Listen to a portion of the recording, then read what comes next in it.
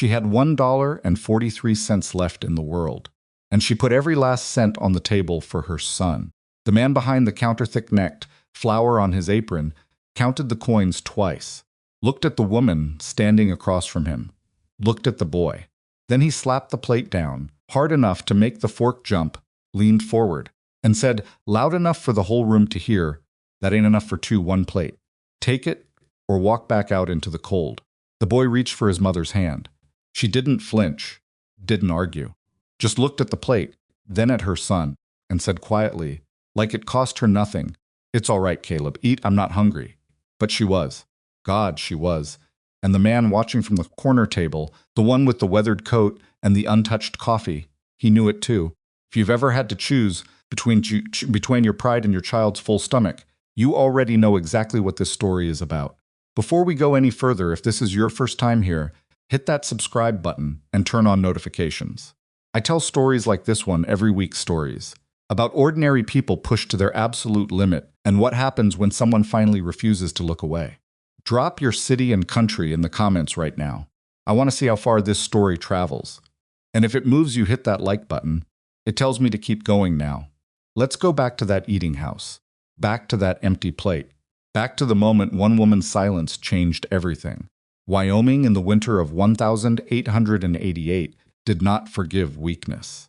It did not soften for mothers. It did not slow down for grief.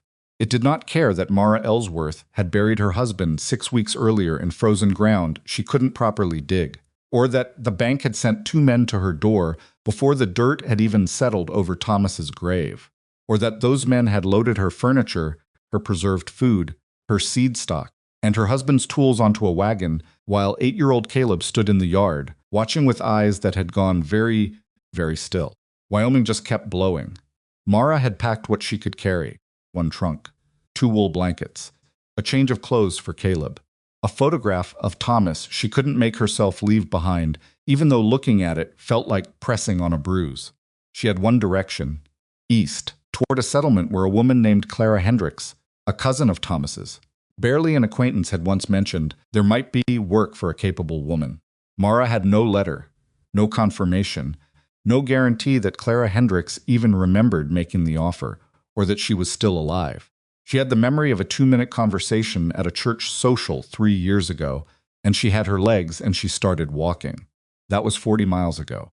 She'd spent most of her remaining money on a room 2 nights back, a closet, really, above a trading post, with a door that didn't fully latch and wind coming through the wall like it was insulted by the idea of insulation. She'd kept Caleb pressed against her all night and told him it was because she was cold, too. He was 8 years old and smart enough not to believe her, but kind enough to pretend. The eating house appeared out of nowhere in the gray afternoon light, smoke coming from its chimney, the smell of something, beans, maybe, salt pork cutting right through the cold. Caleb had stopped walking the moment he smelled it. He hadn't asked for anything. He hadn't made a sound. He just stopped and looked at the door, and Mara had felt something crack open in her chest that she refused to acknowledge by name. She counted the coins in her coat pocket while they stood outside. $1.43. She already knew it wasn't enough for 2 plates. She'd learned the price of a meal at a frontier eating house the hard way, $1.25 minimum, for anything that would actually fill a grown person up. She didn't let herself think about the calculation for very long, because if she thought about it too hard, she would feel the hunger she'd been successfully ignoring for about 36 hours, and she needed to keep ignoring it. They went inside. The room was low-ceilinged, warm in a heavy, smoky way that made Mara's eyes water after the cold. 4 tables, a long counter. A man behind it, the owner, she assumed, who looked at them, the way people in frontier territories sometimes looked at a woman traveling alone with a child, like she was either desperate or stupid, and either way, probably trouble. She was not going to give him anything to work with. She stood straight. She put the coins on the counter, and she said she'd like a plate, please, for the boy. That's when he counted the coins. Twice. Looked at her. Looked at Caleb. Slapped the plate down. That ain't enough for 2. 1 plate. Take it or walk back out into the cold. There were other men in the room. A pair of ranch hands at the far table, playing cards. Another man sitting alone near the window, older, maybe 50, maybe less. It was hard to tell with men who spent their lives outside with a cup of coffee in front of him, and a stillness about him that made him easy to overlook.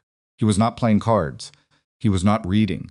He was just sitting there, and he was watching, and he had been watching since the moment Mara and Caleb walked in through the door.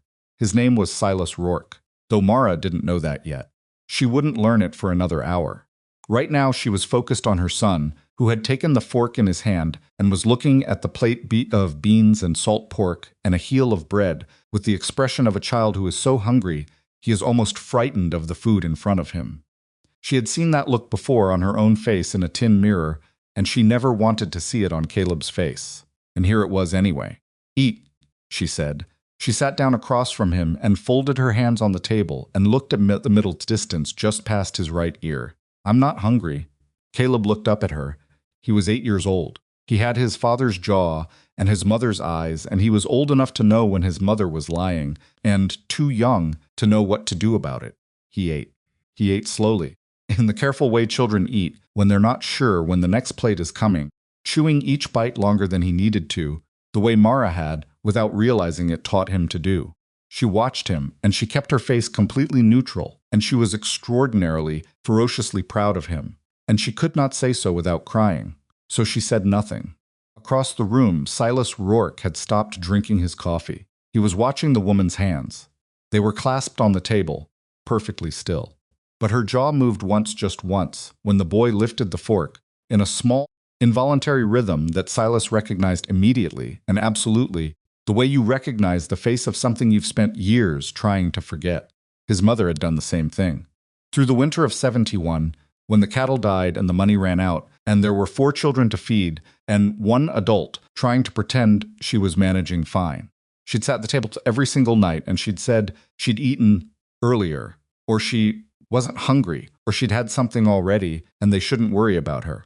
And none of them had pushed back, because they were hungry, and they were children, and it was easier to believe her than not to. Silas had been 12 years old when he figured it out. When he finally counted the meals and did the math and understood that his mother had been running on almost nothing for 3 months while making sure her children didn't notice. He had never fully forgiven himself for not noticing sooner. He looked at the boy's face, clean, focused, serious, working his way through that plate with quiet determination. And then he looked at the woman across from him and saw everything he needed to see. He called the man behind the counter over. The owner came to Silas's table with the sullen half-attention of someone who already considered this interaction a nuisance. Silas didn't raise his voice. He said, "Bring another plate of whatever you've got back there, and put it on my bill." The owner looked toward Mara's table. "She didn't order." "I'm ordering it," Silas said. "Put it on my bill." The owner went back. A minute later, a second plate appeared at Mara's table. She looked at it. Then she looked across the room at the man by the window, who was now studying his coffee cup with the focused attention of someone who absolutely had not just done something and did not wish to discuss it. She left the plate where it sat. The owner came back to her table, probably to explain, and she said very quietly, "Please take it back. I didn't order it." The owner blinked. "The gentleman over there." "I understand," she said. "Please take it back." Silas heard this. He watched the plate get picked up. He watched Mara Ellsworth turn back to her folded hands and her middle distance stare while her son finished his meal, and he felt something shift in the area of his chest that he generally tried to keep empty for practical reasons. She wasn't ungrateful. She wasn't rude. She was proud, the specific bone-deep pride of a person who had learned the hard way that accepting charity from strangers came with costs she couldn't always see coming. He recognized that kind of pride, too. He waited until Caleb had cleaned the plate. Then he stood up, picked up his coffee cup for something to do with his hands, and walked to their table. He didn't rush. He didn't perform warmth. He said, "Ma'am, I'm Silas Rourke. I run a cattle operation 6 miles northwest of here, Red Hollow Ranch. I'm going to be direct with you because I think you'd prefer that." Mara looked up at him. Her expression said, "I am listening, but I am also prepared for this to be something I will need to refuse." "I need a cook," Silas said. "My regular man broke his wrist in October, and he won't be fit until spring. I've got 6 ranch hands eating food that's barely better than what they're feeding the cattle, and that's a problem. I'm offering room, board for you and the boy, and wages $3 a week to start, more if the arrangement works. She held his gaze. Why are you telling me this, instead of asking around town? Because I've been asking around town for 2 months, and nobody worth hiring wants to spend a winter 6 miles from anywhere in a kitchen with a temperamental stove, Silas said. And because you just walked in here in January in Wyoming, and the only thing you bought was for the boy. Something moved across her face. Not gratitude. Something harder than that. She said, I have conditions. Go ahead. Every meal is earned. Every night under your roof is earned. I'm not a charity case, and I won't be treated as one. Understood. The boy is with me. He stays in whatever quarters you give me, and he's not put to work. He can help if he wants to, Silas said. He doesn't have to. She was quiet for a moment. Caleb was looking between his mother and this tall, weathered stranger with the careful attention of a child who understood that something important was being decided. 6 miles, Mara said. I can take you there tonight. I've got the wagon outside. She looked at her son. Caleb looked at her. He didn't say anything. He had learned over these past 6 weeks not to push his mother toward decisions. She'd told him once the night they left the homestead that she always made the right choice if she was left to make it at her own speed. He'd believed her. He still believed her. Mara picked up the battered coin purse and tucked it back into her coat. All right, she said. We'll go. She made him one more condition in the wagon on the way out. The snow coming down soft and steady around them. Caleb pressed against her side, already half asleep. If it didn't work, if she found herself in a situation she didn't trust, she would leave without argument, and he would let her go without argument. Silas said, fair enough. What neither of them said, because it was too early and they were strangers, was that they both already understood something important about the other. Silas understood he was looking at a woman who had been carrying something too heavy for too long, and had convinced herself that was just the shape of life. And Mara, who was far more perceptive than she let people see, had noticed the way he'd looked at her plate. Not with pity, not with the particular calculating warmth of men who offered help because they accept something in return. He'd looked at her plate the way someone looks at a thing they recognize from their own past, like it was a wound he'd seen before. She didn't know what to do with that, so she set it aside. Red Hollow Ranch appeared in the darkness, not beautiful, not impressive, just solid. A main house, a bunkhouse, a barn, smoke from 2 chimneys. The kind of place that had been built for function and had not apologized for it since. Mara looked at it through the falling snow and thought, it has walls. It has a roof, that's enough. Inside, Silas showed her the kitchen. It was a disaster. Dried beans in 3 different cans, none of them the same size. A smoked ham hanging from a hook that had been picked at unevenly. A sack of flour that something had gotten into. A stove with a crack in the firebox that Silas admitted you had to manage carefully or it burned everything on the left side. Maras stood in the middle of it and looked around for a long moment. I'm going to reorganize this entirely, she said. Go ahead. Tomorrow.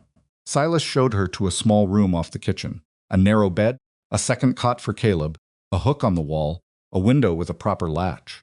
Most of its windows were dark. Mara stood in the doorway and looked at it, and did not let herself feel anything about the fact that it was warm, and it had a real latch, and there was enough room for both of them. She got Kate's settled. He went down like a stone, the deep, bottomless sleep of a child who has been carrying too much worry for too many weeks, and has finally been given permission to set it down. She sat on the edge of her cot in the dark. She was still hungry. She hadn't eaten in almost 2 days.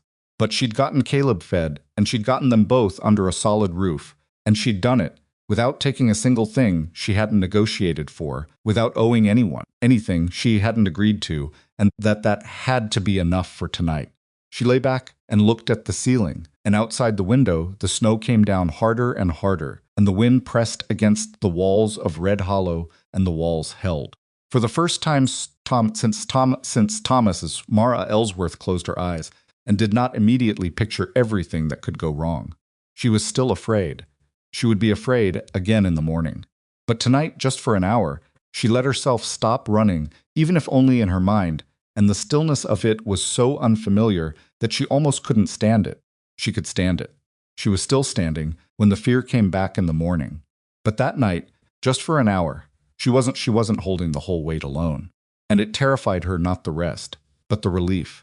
She was up before the stove, was warm. That was the first thing Silas noticed about Mara Ellsworth.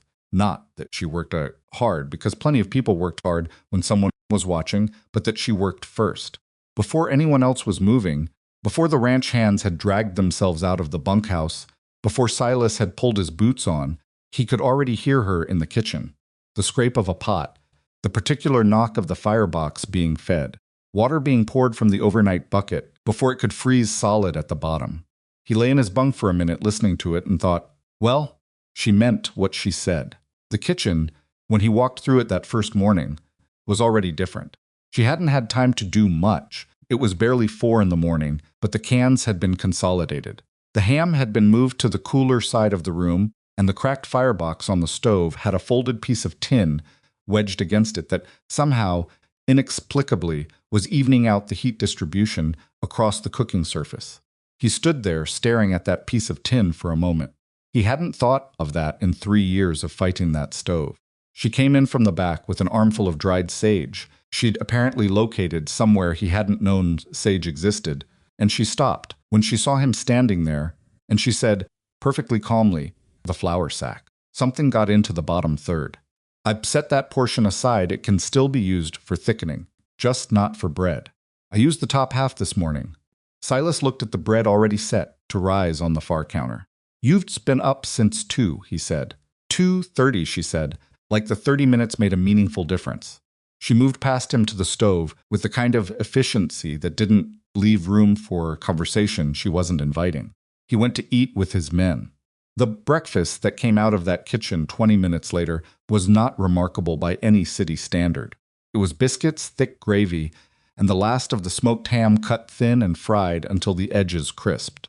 But his ranch hands men, who had been eating whatever his previous cook, a well-meaning but catastrophically untalented man named Dutch, had produced for the past 3 months, ate it with the reverence of people in the presence of something they had almost stopped believing in.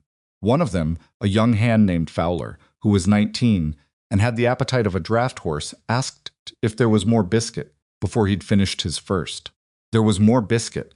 Mara had made more biscuit than seemed physically possible from the amount of flours Silas had witnessed her using. She had some system he couldn't identify yet, some internal calculation about quantities and yields that she ran automatically, the way other people breathed. Caleb came out of the back room at 6, blinking, hair still flattened from sleep. He sat at the end of the kitchen table and ate what his mother put in front of him and watched the ranch hands with the careful, measuring attention of a child who has learned that strangers need to be understood before they can be trusted. The hands largely ignored him, which was the right instinct. Caleb would not respond well to being made a fuss of. Silas watched all of this from the end of the table and said very little, which was his preference in most situations, and which Mara seemed to share. The days built on each other in the specific rhythm of a working ranch in winter. The ranch hands rode out in the mornings to check cattle in the lower pastures and break ice on the water sources. Silas managed the accounts, the equipment, the decisions about which cattle were fit to winter over, and which were costing more than they were worth. Mara ran the kitchen with the focused intensity of a general managing a campaign. She reorganized every cabinet, every shelf, every storage area within her reach. She took inventory of what they had with a seriousness that Silas initially found slightly excessive, until the third day when she presented him with a handwritten accounting of their food stores. That was more precise than anything Dutch had ever attempted, and included, at the bottom, a note that read, "At current consumption rates, the cornmeal runs out in 6 weeks. The salt pork before that. We need more." He ordered more the next morning. She also fixed things nobody had asked her to fix. A draft coming under the kitchen door that Silas had been ignoring for 2 years because he'd simply gotten used to it. She stuffed it with twisted burlap and the draft stopped. Pot with a handle that had been loose. For so long it was practically tradition. She found the right size bolt in the barn workshop, which she'd apparently explored on her own at some point, and tightened it. Small things. Things that said, without her ever saying it, "I am not passing through. I am making this place work." Caleb, for his part, had begun to thaw. By the end of the first week, he was spending his afternoons in the barn with a young hand named Garrett, who was 23 and took a liking to the boy with the uncomplicated generosity of someone who had younger siblings and knew how to make a child feel like a person rather than an inconvenience. They fixed tack together. Garrett taught Caleb to identify different grades of rope by weight. Caleb didn't smile much, not yet, but he was present in a way he hadn't been since, before his father got sick. And Mara noticed this, and it cost her something, the particular ache of watching your child begin to trust the world again, after you've seen what the world can do. She did not let herself feel too relieved about it.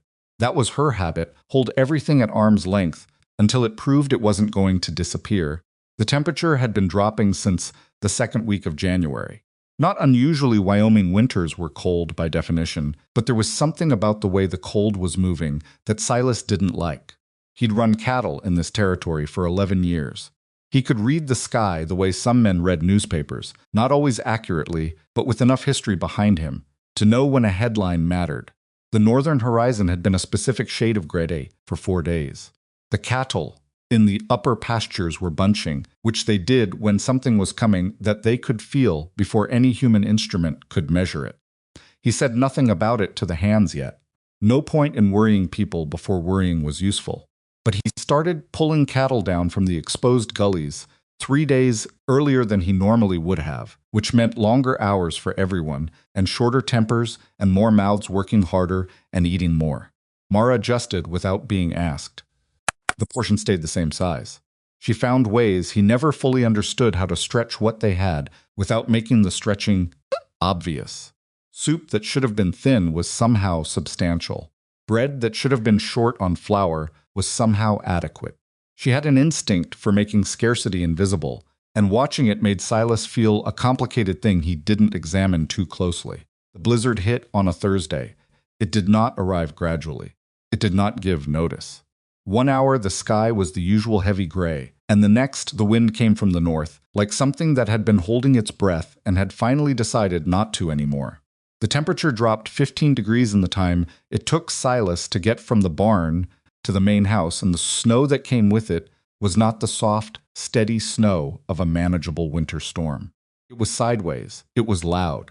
It hit the walls of Red Hollow with a sound like the building was being argued with. By nightfall, the drifts against the east wall were up to the window ledges. By morning, the front door required 2 men and a shoulder to open. Silas took stock of what they had. 14 people, counting Mara and Caleb. Food, for he looked at Mara's inventory list, which he'd kept maybe 3 weeks if they were careful. Water from the pump, which would need to be worked twice a day at minimum to keep it from freezing. The cattle in the lower pasture had the windbreak of the ridge, which would help some, but the ones they hadn't gotten down from the up gullies before the storm were in serious trouble. He told the hands over breakfast. He was direct about it the way he was direct about everything, not to scare them, but because men working in dangerous conditions needed accurate information, and he'd always believed that. There were some looks exchanged. Young Fowler asked how bad, and Silas said, "Bad enough. We manage what we can manage. We don't do anything stupid. We wait it out." Mara, standing at the stove with her back to the table, said nothing. But she turned the heat down slightly under the pot she was working on, and Silas understood she was already adjusting, already doing the math on 4 and 3 weeks, and whatever the storm was going to cost them in ways that weren't on her written list. The days that followed had a quality he struggled to name afterward. There was hardship in them, real hardship. The kind that gets into your joints and your mood and wears you down in ways you don't notice until you suddenly find yourself sitting on a crate in the barn, unable to remember why you came in. But there was also something else, a kind of compression.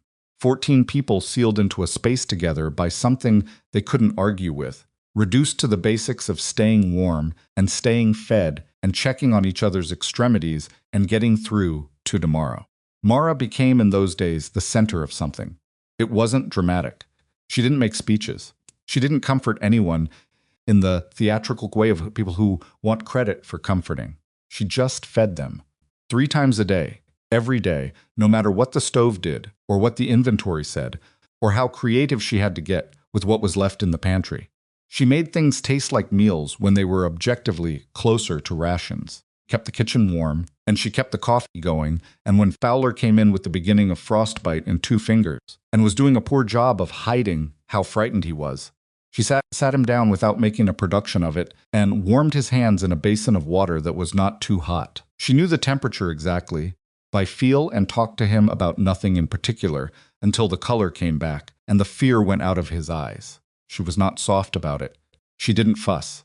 She just handled it with the matter-of-fact competence of someone who has managed a great many emergencies alone and has therefore stopped treating emergencies as exceptional. Silas watched all of this. He watched it the way you watch something you're trying to understand, but keep finding new angles on. He'd hired her for the kitchen. He'd known, from that first morning, that she was more capable than she'd let on. But capability was one thing. What he was watching now was something different, a woman who had so thoroughly integrated survival into her daily functioning that she was practically made of it, and yet somehow, underneath all of it, there was something fragile that she was working very hard to keep anyone from seeing. He noticed it first, around day 4 of the blizzard. Dinner that night was a beef broth with dried onion and the last of the cornmeal made into a thick mush on the side. It was not a large meal. He understood that. The portions were smaller than they'd been the week before, and nobody at the table complained. Was dark, because the men had done enough winters to understand that you didn't complain when the cook was clearly doing everything a human being could do with what was available. But Mara's portion was smaller than everyone else's. Not dramatically. If you weren't watching, you wouldn't catch it. Her bowl had maybe 2/3 of what she'd served the hands, and she'd set Caleb's bowl beside her own on the counter before bringing them both to the table, and Caleb's was full. He almost said something right then. He stopped himself because he wasn't sure, and because she would not have received it well, and because he needed to be certain before he walked into that conversation. He watched for 2 more days. He was certain. Every meal, without exception, Mara was eating less than she was serving. Not saving it for later, she wasn't that kind of subtle about it. Or maybe she didn't need to be, because nobody else was paying the kind of attention Silas was paying. She simply gave herself less, automatically, without appearing to think about it. Most of its windows were dark, the way someone breathes differently when they've been sick for a long time and their lungs have just accepted the smaller capacity as normal. He didn't confront her directly. He had already learned from the eating house and from the past few weeks of living in the same space that direct challenges to Mara's self-sufficiency produced a particular kind of politeness in her that was actually a wall. She would thank him for his concern, and she would change absolutely nothing. He needed another approach. He found it by accident. On the 6th night of the blizzard, he was up past midnight. His usual routine when he couldn't sleep was to check the barn, make sure the heat lamp was holding, come back through the kitchen for a cup of whatever was left in the coffee pot.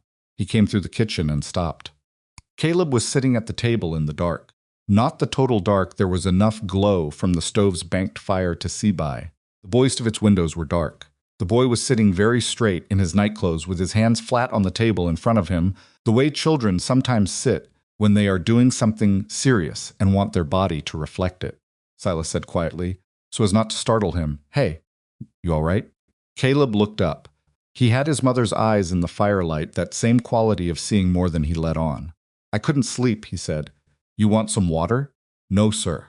Silas pulled out the chair across from him and sat down, because it seemed like the right thing to do. "Something on your mind?" Caleb was quiet for a moment. He was the kind of child who answered questions when he was ready and not before, and Silas had enough sense not to push. "My pa told me something," Caleb said finally, "before he died." Silas waited. He said, Caleb stopped, pressed his lips together the way his mother did when she was organizing a thought. He said Mama would give away everything she had before she'd ask for help. He said that was her best thing and her worst thing. At the same time, he looked at his hands on the table. He asked me to watch out for her. He said she wouldn't ever tell anyone when something was wrong. He said I was the only one who'd be close enough to see it. The fire shifted in the stove. Outside, the blizzard pressed against the walls. "You've been watching her," Silas said. "Yes, sir." Caleb looked up. "She's not eating enough. She thinks I don't notice." "I notice." Silas said nothing for a moment. He looked at the boy across the table, 8 years old, sitting up straight in the dark, carrying a promise his dying father had put in his hands because there was no one else to carry it. You notice a lot, Silas said. She taught me to, Caleb said simply. She taught me that if you pay attention, you can usually tell what's really happening. Not what people say is happening. What's really happening? He paused. She's doing it again, like before. Before my pa died, when the farm was bad, she'd stop eating and she'd say she wasn't hungry, and she'd give everything to me and Pa. And Pa would make her eat. He'd put the fork in her hand himself, and he'd say, Mara, I need you strong. Caleb needs you strong. Eat the food. Caleb's voice was level, but his hands had gone tighter on the table. There's nobody to make her eat now. Silas looked at the boy for a long moment. Then he said, I'm going to do something about that. Not tonight, because she's asleep. But I'm going to do something about it. She won't like it, Caleb warned. I know. She'll think you're treating her like a charity case. I know that too. Caleb studied him with those two old eyes. So what are you going to do? I'm going to be smarter about it than she expects me to be, Silas said. Something shifted in Caleb's face. Not quite a smile, he wasn't ready for a full smile yet, but the particular relaxation of a child who has been holding something very heavy and has just been told he can set it down for a minute. Okay, he said, okay. Silas sent him back to bed and sat in the kitchen alone for a while, looking at the dark. The next morning he changed the serving arrangement. He did it casually, or as casually as a man who was not naturally casual could manage. He told Mara that he'd decided everyone should eat from a common pot, served by him at the table, rather than plated in the kitchen, because it was more efficient when the numbers were tight. This was plausible enough. She accepted it without visible suspicion, or maybe she suspected and chose not to make it a confrontation, which was also possible. What it meant was that Silas controlled the portions, and Silas gave Mara the same portion as everyone else, every meal, and he did it in front of the hands so that making a scene about it would have required her to explain why she was arguing about being given the same amount as everyone else. She was too controlled for that. She ate what was in front of her. He could see the slight stiffness in her posture that said she knew what he was doing, and she did not thank him for it, and he did not ask her to. But she ate. That was the week the cattle started dying in the upper gullies. The storms had not broken. If anything, the second week was worse than the first. The temperature dropped further. The wind found new and creative ways to get through walls that Silas had thought were solid. And the cattle they hadn't been able to move before the storm hit were in exposed positions they couldn't survive indefinitely. Every morning, one of the hands would come back in from a check with a count that was one fewer than the morning before. 2 dead. Then 3 more over 2 days. Then 4 in a single night when the temperature went below anything on Silas's thermometer. He did the math in his head, and the math was not good. Red Hollow ran on a margin that was smaller than people on the outside imagined.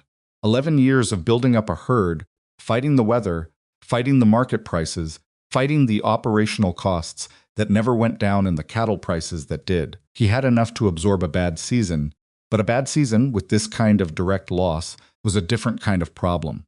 40 head dead by the end of 2 weeks. At the current market, that was money had planned to carry them through the spring buying season. Without it, he'd need to borrow or sell something or get very lucky with the cattle that survived. And Silas Rourke had a complicated relationship with luck that mostly consisted of not counting on it. He didn't say any of this to Mara. She was already managing more than she should have to manage, but she figured it out anyway. She had been paying attention to the morning counts. She always caught the hands coming in from the cold, always had coffee ready, and the hands talked around her the way people talk around someone they've decided to trust without fully realizing they've made that decision. She heard the numbers. She saw the way Silas's jaw sat different on the bad mornings. She looked at her own pantry calculations and understood that the storm was costing Red Hollow in every direction at once. On the 12th day, she knocked on the door of the small room Silas used as an office. He said, "Come in." She stood in the doorway, with her arms crossed, not defensively, more like she was holding herself together through the decision of what to say. "How bad is it?" she asked. He looked at her. "What do you mean?" "The cattle. The money, how bad?" He was quiet for a moment. Then he told her. Not everything, but the real shape of it, the losses, the margin, the spring buying season that was now in question. He told her because she'd asked directly, and because she'd shown him consistently that she could handle real information better than reassurance. She listened without interrupting. When he was done, she said, I can cut the food budget by another 8% without the men noticing. Maybe 10. Mara, I'm not talking about reducing anyone's portions, she said before he could finish the thought. I'm talking about sourcing. Substitutions. There are 3 things we're using that cost more than the alternatives, and the taste difference is something I can compensate for. I've been thinking about it for a week. He looked at her across the desk. You've been planning for this for a week. I planned for it the second day of the storm, she said. I was hoping I wouldn't need to. He sat back in his chair and felt something that he didn't have a convenient name for, a mix of admiration and exasperation, and something older than both of those, something that lived in the part of him he usually kept locked. He said, You could have told me. I wasn't sure yet, she said. I needed to know how long it was going to last. And now? She met his eyes steadily. Now I think we need every advantage we can get. He nodded. All right, do what you can. She turned to go. He said, without quite planning to, Mara. She stopped. You're eating the same portions as everyone else. That's not changing. A pause. Long enough to be deliberate. I know, she said, her back still to him. Her voice was level. I know you did that on purpose. I know you know. Another pause. It's not nothing, she said finally, very quietly. And then she walked back to her kitchen, and Silas sat in the cold office and let out a long breath that he hadn't realized he'd been holding. The storm finally began to break at the end of the 3rd week. Not all at once, the wind fell first. Then the temperature moderated by a few degrees, which was enough to make the difference between managing and not managing. The snow stopped.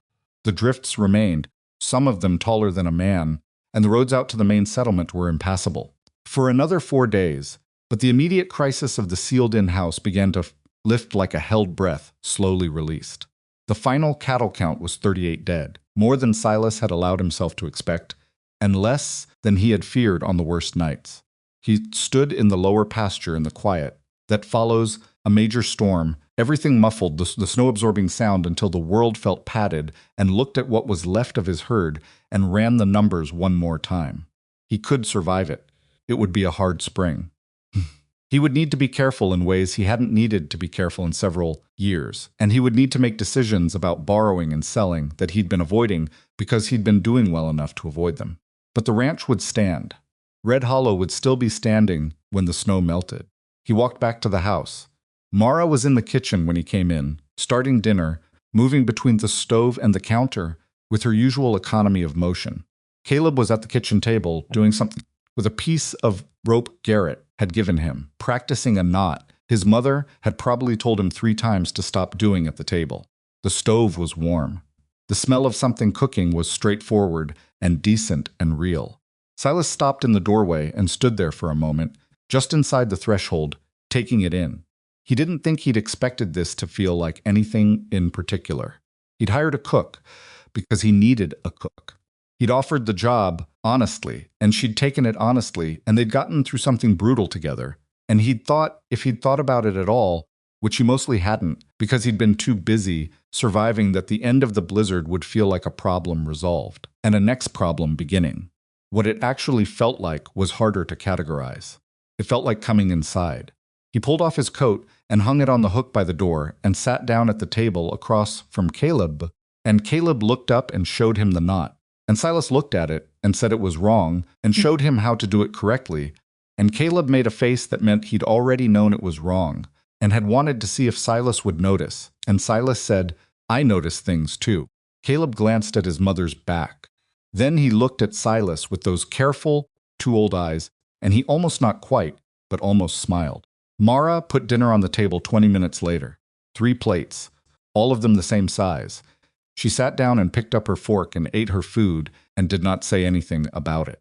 Anstetsens, the wind outside was knelt still genuinely, for the first time in 3 weeks, and somewhere in the upper what was left of Silas' herd was standing in the cold and surviving, which was the best any creature in Wyoming could hope for in the dead of winter. They ate. All 3 of them, at a table that nobody had built for this purpose, in a kitchen that still had a cracked firebox and a draft under the back door, and a flour storage situation that was frankly never going to be entirely resolved. But the plates were full. And for one evening, in the careful, provisional way of people who have learned not to trust good things too quickly, it was enough.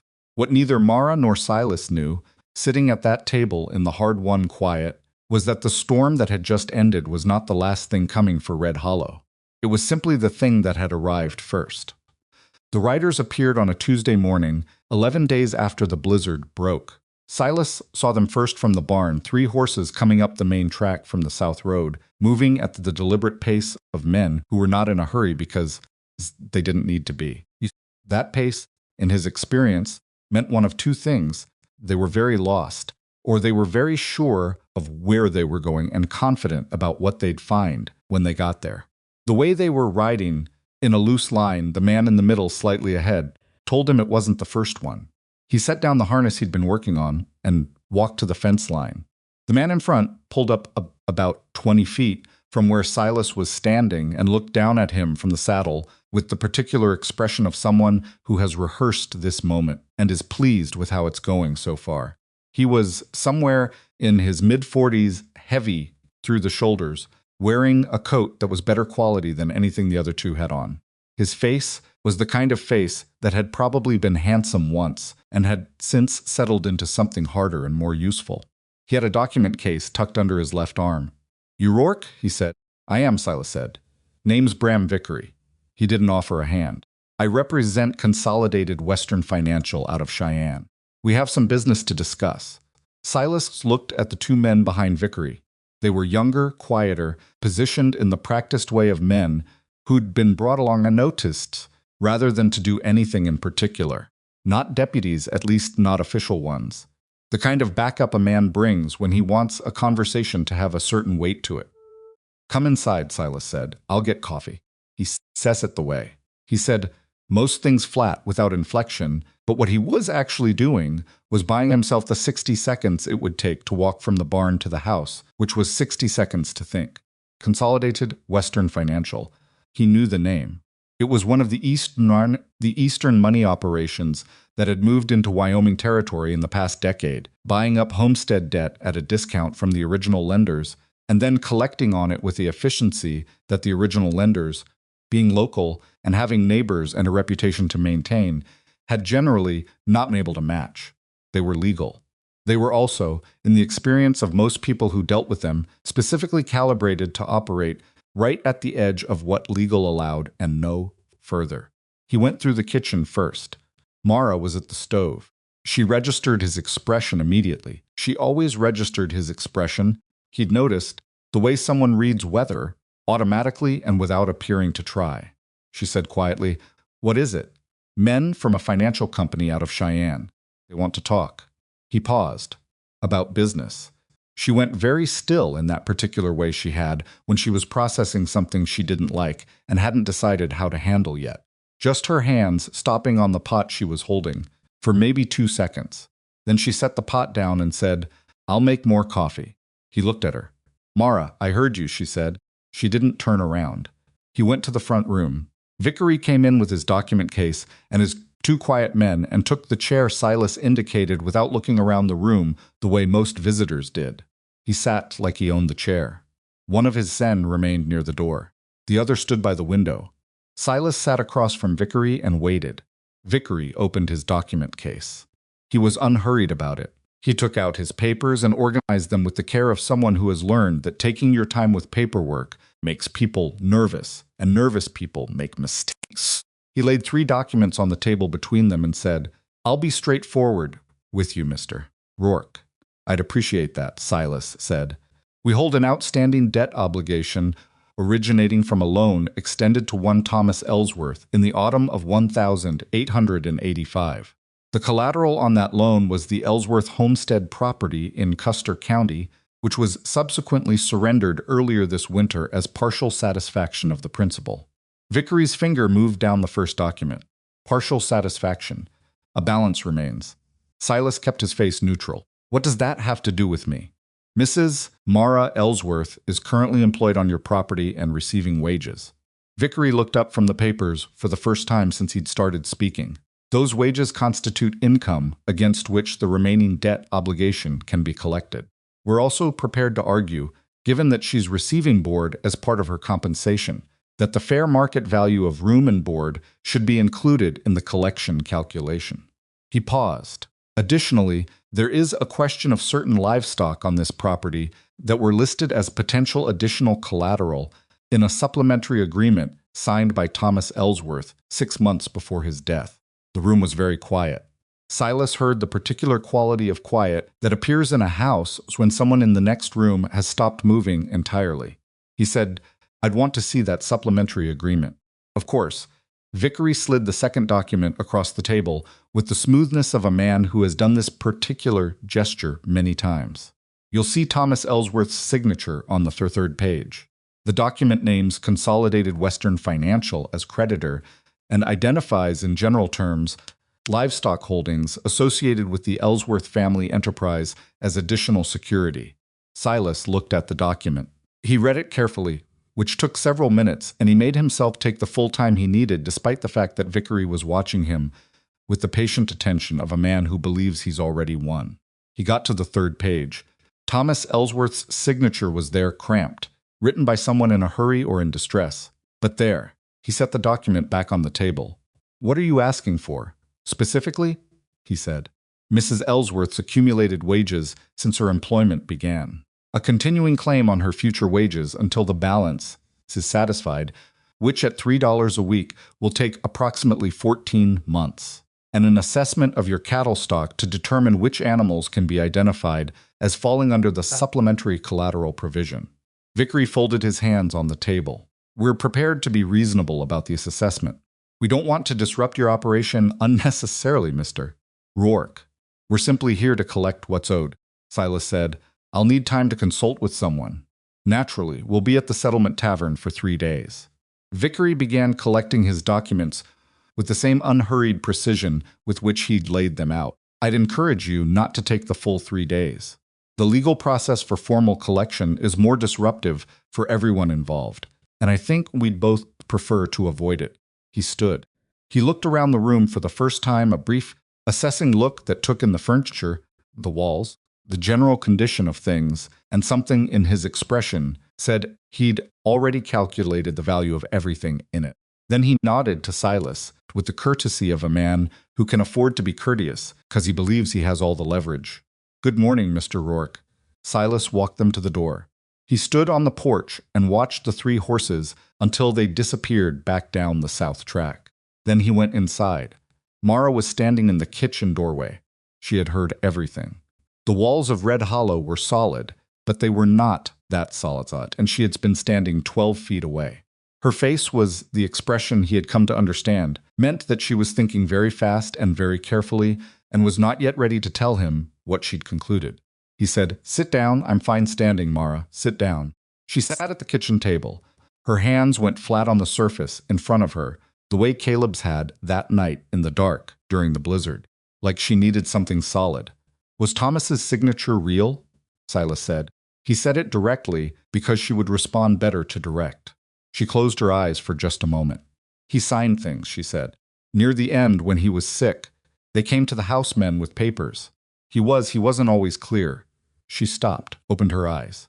"I don't know what he signed. I wasn't always in the room." Silas sat down across from her. "All right, they can take my wages," she said. Her voice was even. Too even. "That's if the debt is real. That's a debt Thomas made, and I won't argue that it isn't owed. But the cattle," she met his eyes. "They cannot take your cattle. That document said Ellsworth family livestock. You had nothing to do with Thomas's loan. Your cattle have no connection to I know," he said. "Then you know this isn't your problem. This is my problem. It followed me here, and it is my problem, and I won't let it." She stopped herself. Something moved across her face that she shut down before it could become whatever it was trying to be. "I'll leave," she said. "If I leave, they have no reason to come after anything here. The wage claim disappears. The cattle assessment has no basis if I'm not employed here. Cleanest solution." "No," Silas said. "No," he said again, not loudly, just with the particular quality of finality that meant the word was a wall rather than a starting position. "You're not running from this." "I'm not running," she said, and there was a tightness in her voice that said she knew how that sounded. "I'm making a practical decision. I'm removing the source of the problem." "You're not the source of the problem," Silas said. "Vickery is the source of the problem, and a debt that may or may not be legitimate. against a signature that may or may not have been obtained from a sick man who didn't fully understand what he was signing. That is the source of the problem. He paused. I want to look at those documents properly. I want someone who knows territorial law to look at them. She stared at him. That takes time, 3 days. We don't have a lawyer. There's an attorney in Millhaven, Silas said. Elias Marsh. I've used him twice on property matters. He knows Consolidated Western by reputation. He paused. I can ride there tomorrow if the road's passable. The road may not be passable. Then I'll find out when I try. She was quiet. Her hands were still flat on the table.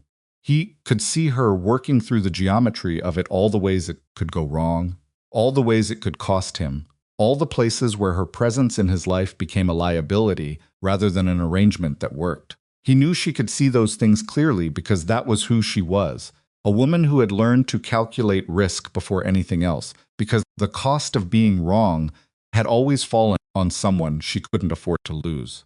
What if Marsh says the claim is valid? She said. Then we figure out what valid means and what the actual numbers look like, Silas said. But I'm not handing Vickery anything on the strength of 3 documents he brought to my table on a Tuesday morning without any warning. That's not how this works. She looked at him for a long moment. Then she looked down at her hands. 3 days, she said. 3 days. And if at the end of 3 days the answer is that there's nothing to be done, then we'll know that and we'll make a decision from there, he said. But we make it together. Not you vanishing in the night with that trunk. The way she looked at him when he said that already thought about the trunk. Already thought about packing it. Maybe already begun, in the back of her mind, the familiar mapping of which road, which direction, which thing she could do to make sure the damage she caused didn't outlast her presence. He held her eyes until she looked away. 3 days, she said again very quietly. Caleb came in from outside at that moment, cold-cheeked, rope still in his hands, stopping in the doorway when he felt the specific quality of the room. He looked at his mother. He looked at Silas. He was 8 years old, and he had been reading rooms since before he knew what reading rooms meant. What happened? He said. Mara said, nothing you need to worry about. Caleb looked at Silas.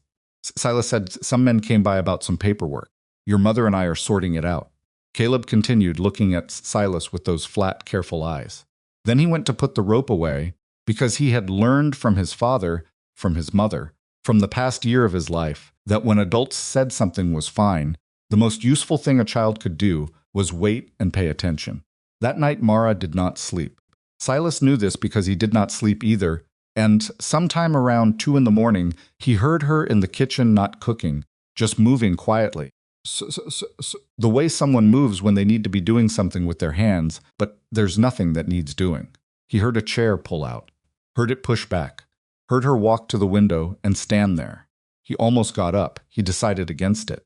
Most of it's dark. There was nothing he could say at 2 in the morning that he hadn't already said at the table, and she needed to think, and she needed to do it alone, and the most useful thing he could do was let her.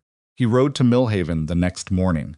The road was passable barely, with drifts across it in 4 places that required the horse to work but passable. It took him 3 hours to get there, and he went directly to Marsh's office above the hardware store on the main street. Most of its windows were dark. Elias Marsh was 60 years old and looked like a man who had spent those 60 years thinking about things harder than most people thought about anything. He was thin and deliberate, and he had the habit of not saying anything for 10 or 15 seconds after someone finished speaking. Not because he was slow, but because he was listening and had started concluding.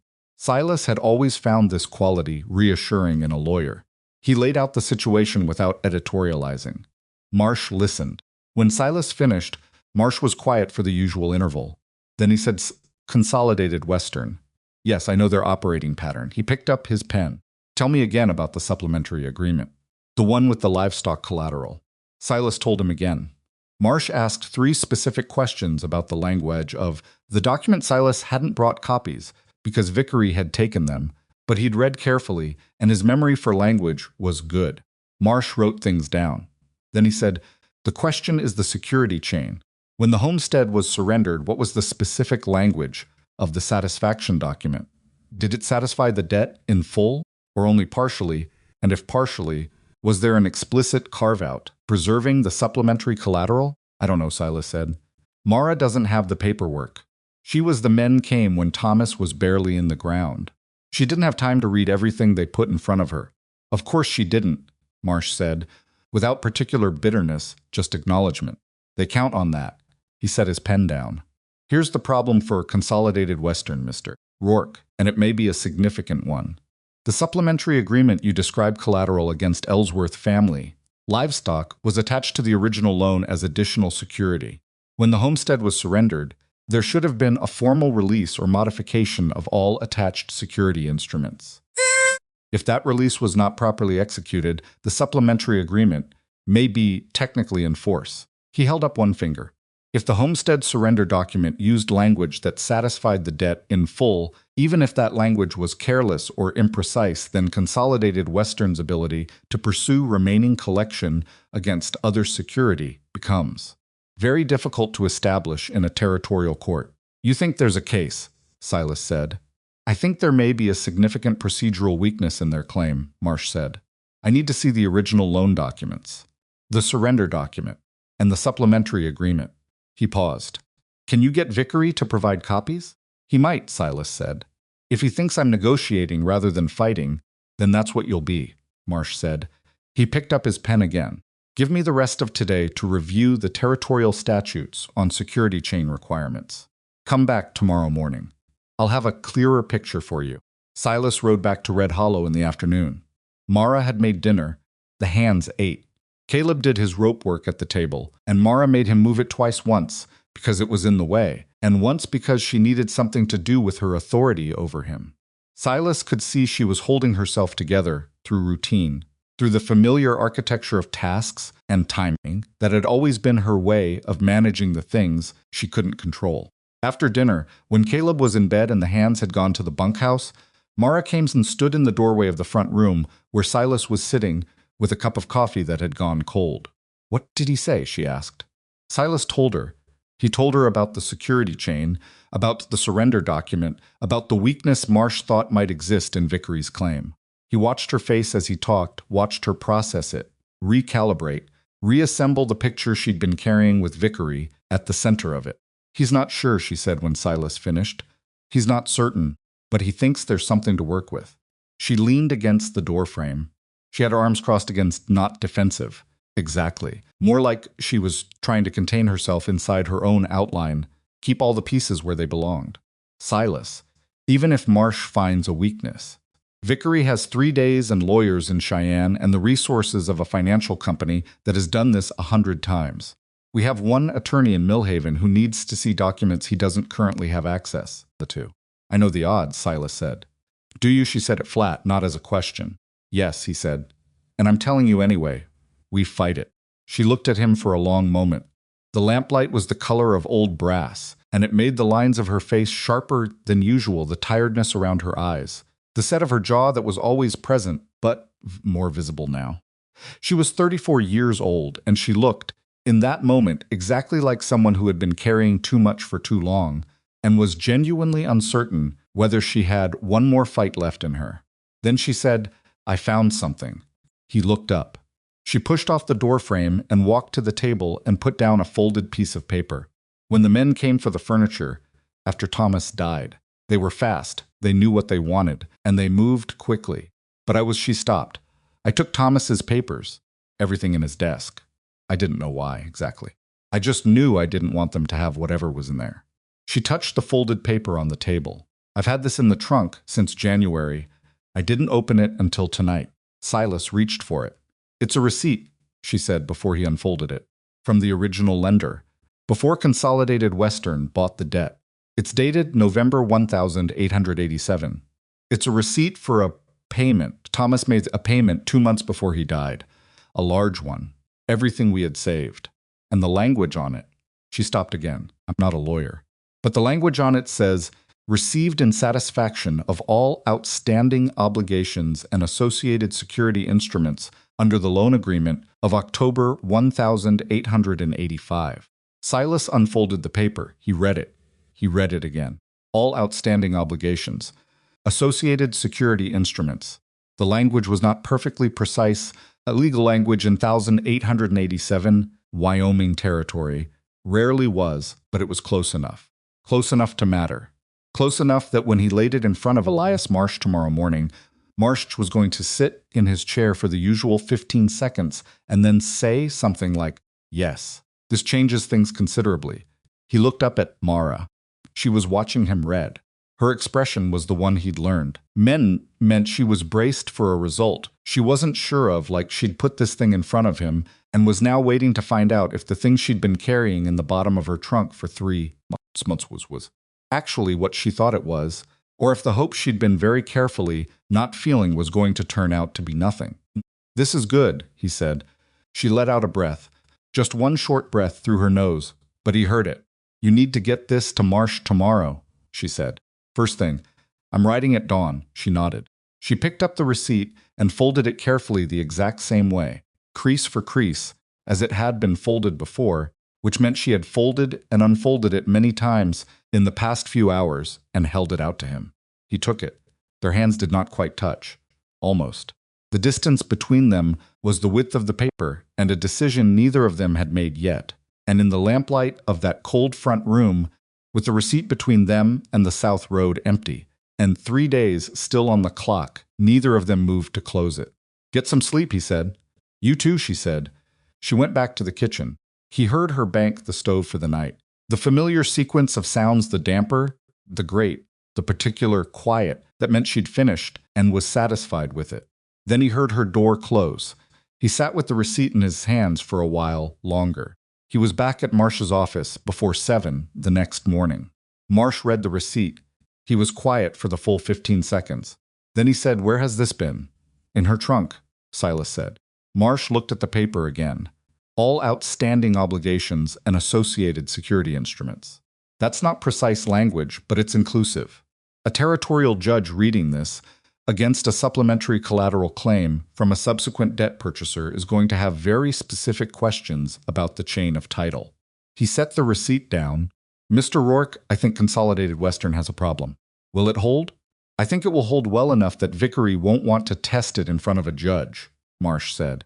Men like Vickery operate on the assumption that the people they're collecting from don't have the resources or the knowledge to resist.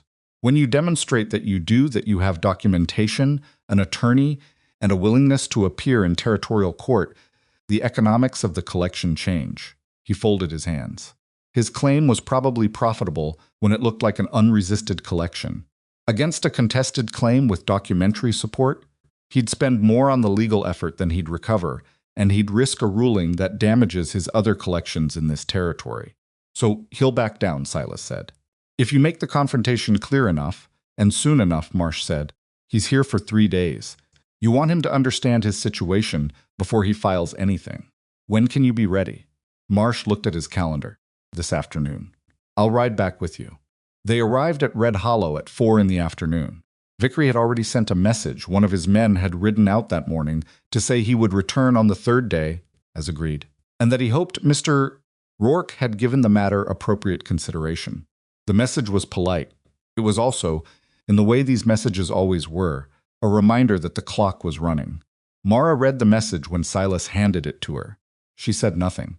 Marsh introduced himself, and she shook his hand with the contained politeness she used when she was managing a situation she hadn't fully processed yet. That evening, Marsh and Silas sat at the kitchen table with the documents spread between them and mapped the argument they were going to make. Mara made coffee and then sat at the end of the table, not because anyone had invited her, but because it was her situation, and she intended to understand every piece of it. She asked 3 questions, precise practical questions, the kind that came from someone who had been listening carefully, and Marsh answered them with the slight surprise of a man reassessing his expectations. 3rd day came. Vickery arrived at 10 in the morning with his 2 quiet men, same formation as before, the same deliberate pace up the main track. But this time when he pulled up at the fence line, Silas was not alone.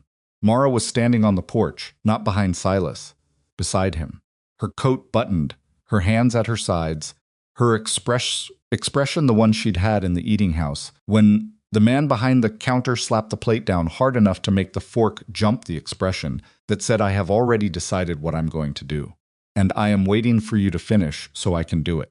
Elias Marsh was beside her with his document case. Vickery looked at the three of them on that porch, and something in his expression shifted. A small recalculation quickly covered. He swung down from his horse and said, "Mr. Rourke, I see you've brought an attorney." "I have," Silas said.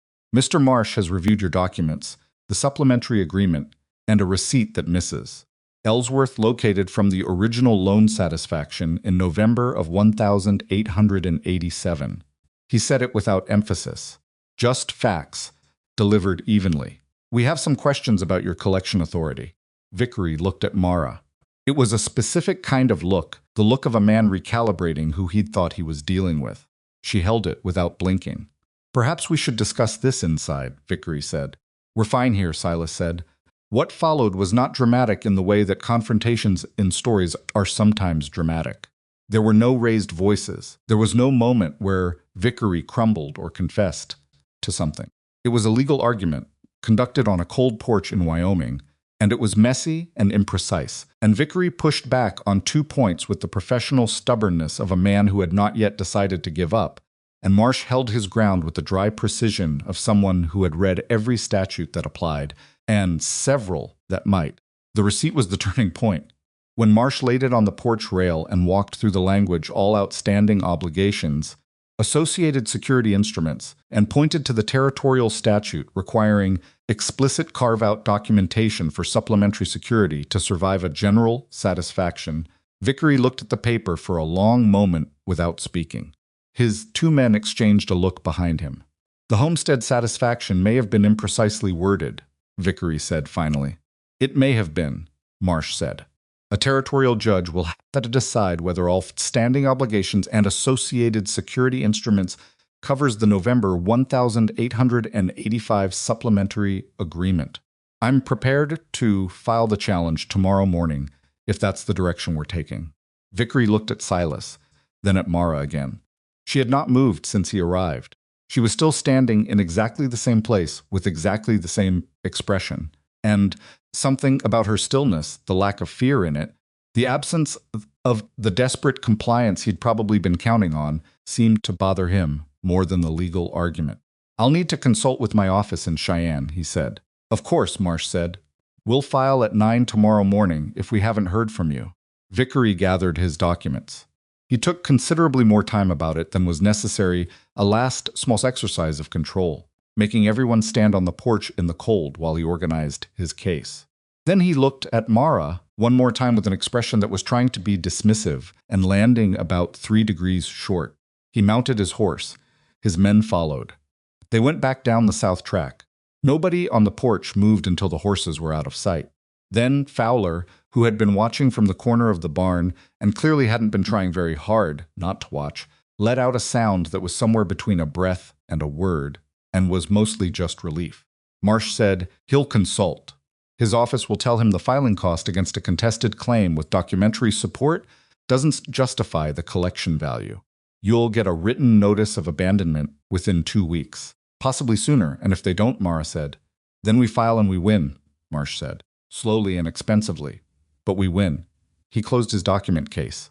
"I'll stay for the night if you'll have me, and ride back tomorrow to prepare the filing as a precaution." "I'll put the kettle on," Mara said. She walked back into the house. Silas watched her go, watched the particular way she held her shoulders, which was different from how she'd held them when Vickery arrived. Not looser exactly, but different. Like something had been set down that she'd been carrying. For so long she hadn't known she was carrying it. He followed her inside. She was at the stove, filling the kettle. He stood in the kitchen doorway for a moment, she said. Without turning around, "Thank you." He said, "You had the receipt. You got Marsh.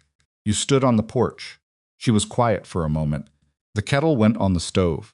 She turned around and looked at him across the kitchen with an expression he hadn't seen on her face before, or maybe he had, in pieces, at different moments, but not assembled like this. "Not all at once," she said. "I almost packed the trunk last night." He said, "I know." "I sat in there for an hour with it open," she said. With Caleb asleep, she looked at her hands. "And I thought about I went through it, all of it, where I'd go, how far I could get before the money ran out, how to explain it to Caleb." She stopped. "And then I thought, he came back from Millhaven in the snow. He went to Marsh in the morning. He didn't ask me if it was worth it. Silas said nothing. Nobody has done that, she said quietly. Not for me. She said it like she was reporting a fact rather than asking for a response.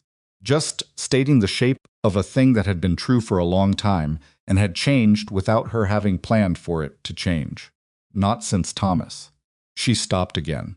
Thomas was a good man, he did his best, but he also couldn't always. She looked at the window. He signed things when he was sick. He let them in the room without me. He wasn't strong enough at the end to protect what needed protecting, and I don't blame him for it, but I also. She exhaled. I got used to being the one who protected things. It's a hard habit to let go of. You don't have to let go of it, Silas said. You just don't have to do it alone. She looked at him. The lamplight was doing the same thing it had done 2 nights ago, the color of old brass, sharpening her face, making the tiredness visible, and also, under it, something else. Something that had been there since the eating house and maybe longer, that neither of them had been in a position to name, because there had always been something more urgent to manage. That's a harder thing to learn than it sounds, she said. I know, he said. I had to learn it too. She held his eyes for a moment. Then its windows were dark. Then she turned back to the stove, because the kettle was starting to sound like it meant business, and Mara Ellsworth was not a woman who left a kettle unattended when it was telling her something needed doing. But he had seen her face before she turned. And what he'd seen in it, the specific, careful, almost frightened quality of a person standing at the edge of something large, and finding out, for the first time in a long time, that there might be solid ground on the other side was something he intended to remember for a very long time. Caleb came in from the back room, pulling his suspenders up, looking between them with his usual unsettling accuracy. Is it over, he said. Most of it, Silas said. Caleb thought about this. Most of it, he repeated, in the tone of a child filing the information for later. He went to the table and sat down and put his hands flat on the surface in front of him, the same gesture as that night in the dark during the blizzard. And this time Silas understood it was not anxiety, but something else. Something that looked, tentatively, and with appropriate caution, like a child who has just been told that the thing he has been most afraid of may actually be losing. Outside, the wind had finally stopped entirely. For the first time since January, Red Hollow was quiet in every direction. Marcia's written notice arrived 9 days later.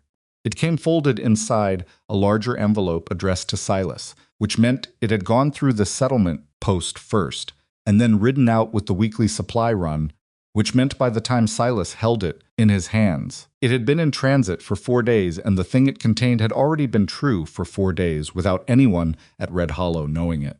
He stood in the cold. He stood in the cold outside the barn where the supply rider had handed it to him, and he looked at the envelope for a moment before he opened it. Marsh had written 3 paragraphs. The first was legal language about the formal notification he'd received from Consolidated Western Financial's Cheyenne office. The second described the specific grounds cited for the withdrawal of the collection, action imprecise satisfaction language, insufficient documentation of secondary security chain, costs of territorial court proceeding estimated to exceed recoverable amount. The third paragraph was shorter than the first 2 and had none of the legal language. It said, "The claim has been formally abandoned. Keep the receipt somewhere safe. Men like Vickery have long memories and short principles. But this particular door is closed." Silas read it twice. Then he folded it back the way it had come and went inside. Mara was at the stove. She turned when she heard the door, the way she always turned, not startled, just aware, already reading his posture before he said anything. He held out the letter, took it, unfolded it, read it standing at the stove, with one hand still holding the spoon she'd been using, and he watched her face the way he'd watched it on the porch, when Vickery rode away looking for the thing underneath the thing, the real response she was always half a second behind showing. She finished reading. She set the spoon down on the trivet. She read it again. Then she folded it carefully, the way she folded everything she intended to keep, and held it against her chest, for just a moment, eyes closed, not dramatically, just the brief private acknowledgement of a woman who has been braced for impact for so long that the absence of it requires a second to process, and then she opened her eyes and put the letter on the shelf, beside Thomas's photograph, and went back to the stove. "All right," she said. That was all. Just all right. But the way she said it, the specific exhale in it, The weight coming off the 2 words was enough. Silas sat down at the kitchen table. Caleb was not in. Yet. From the barn, Garrett had him occupied with something involving a gate latch that needed replacing, more because Garrett understood the boy needed activity than because the latch couldn't wait. The kitchen was warm and quiet, and the smell of whatever Mara was cooking was the smell of a functioning household, rather than a household managing a crisis, and Silas noticed the difference, the way you notice, when a sound you've been hearing for weeks finally stops. "We should talk," he said. Mara didn't turn around. About what happens now." A pause. The spoon moved in the pot. "What happens now is I finish this stew and the hands come in for dinner, and tomorrow we figure out the spring supply order because the grain situation is still not what it should be." Mara. "I know what you want to talk about," she said. She still hadn't turned around. "Then turn around," he said. She turned around. She had the expression she used when she was willing to have a conversation but was reserving the right to end it. He'd seen it often enough to know it wasn't refusal, it was preparation. He said, "You've been here 3 months." "Yes." "The arrangement was wages, room, and board. $3 a week." "Yes, I want to change the arrangement." She held his eyes. "How?" He'd thought about how he was going to say this. He'd actually thought about it for several weeks, before Vickery arrived and interrupted everything, and he'd thought about it again during the 9 days of waiting for Marcia's letter, and he still didn't have language for it that felt exactly right. So he said it the way he said most things, directly, without performance. "I'd like you to stay. Not as an employee. As a partner in the operation," he paused. "Red Hollow runs better with you in it than it ever has. That's not flattery. The inventory system you built alone has already saved me more than a month's wages in waste reduction. And Caleb," he stopped. "Caleb is good for this place. And this place is good for him." "I can see that," she said. "You're not asking me to stay because of the inventory system." "No," he said. "I'm not." "Then say what you're actually saying." He looked at her across the kitchen. The late afternoon light was coming through the window behind her, and it was the ordinary light of late winter in Wyoming. Nothing poetic about it, just cold white light that made everything look exactly like itself, with no softening. He said, "I'm asking you to stay because I want you here. Because the thought of you packing that trunk and walking down the South Road is something I don't want to think about anymore. Because 3 months ago, you sat down across from your son in an eating house and you told him you weren't hungry, and I knew it was a lie, and I have spent every day since then thinking about what else you're telling yourself that isn't true." She was very still. "You're not a burden," he said. "You have never been a burden. You walked into a disaster of a kitchen in the middle of winter with nothing but a boy in a trunk, and you made it work. And when the blizzard came, you made that work too. And when Vickery came, you stood on the porch and you didn't run." He stopped. "I know you wanted to run." "I did want to run," she said. Her voice was steady. "I know. But you didn't. And I need you to understand that the woman who didn't run, that's who I'm asking to stay." She looked at him for a long moment.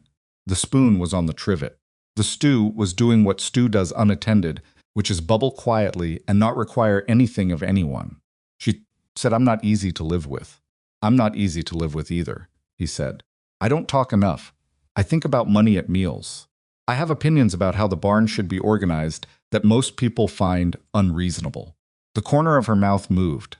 Not quite a smile. Something in that direction. "The barn organization is unreasonable." "I know," he said. She looked at her hands, then at Thomas's photograph on the shelf where she'd put the letter beside it. She looked at it for long enough that Silas, looking away from him but toward a conversation she was having. What she was having with a man who wasn't in the room anymore.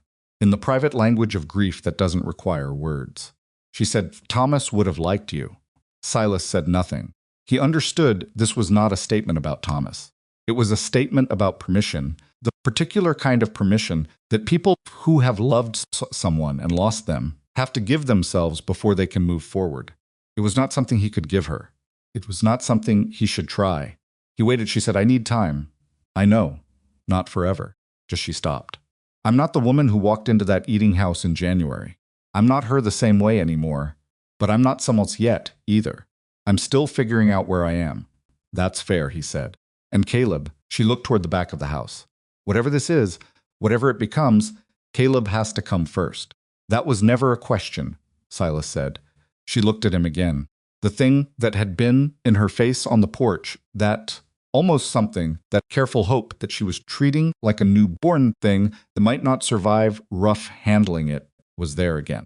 More visible now, less afraid of being seen. Ask me again, she said. In the spring, when the ground thaws, he nodded once. She turned back to the stove, now the stew.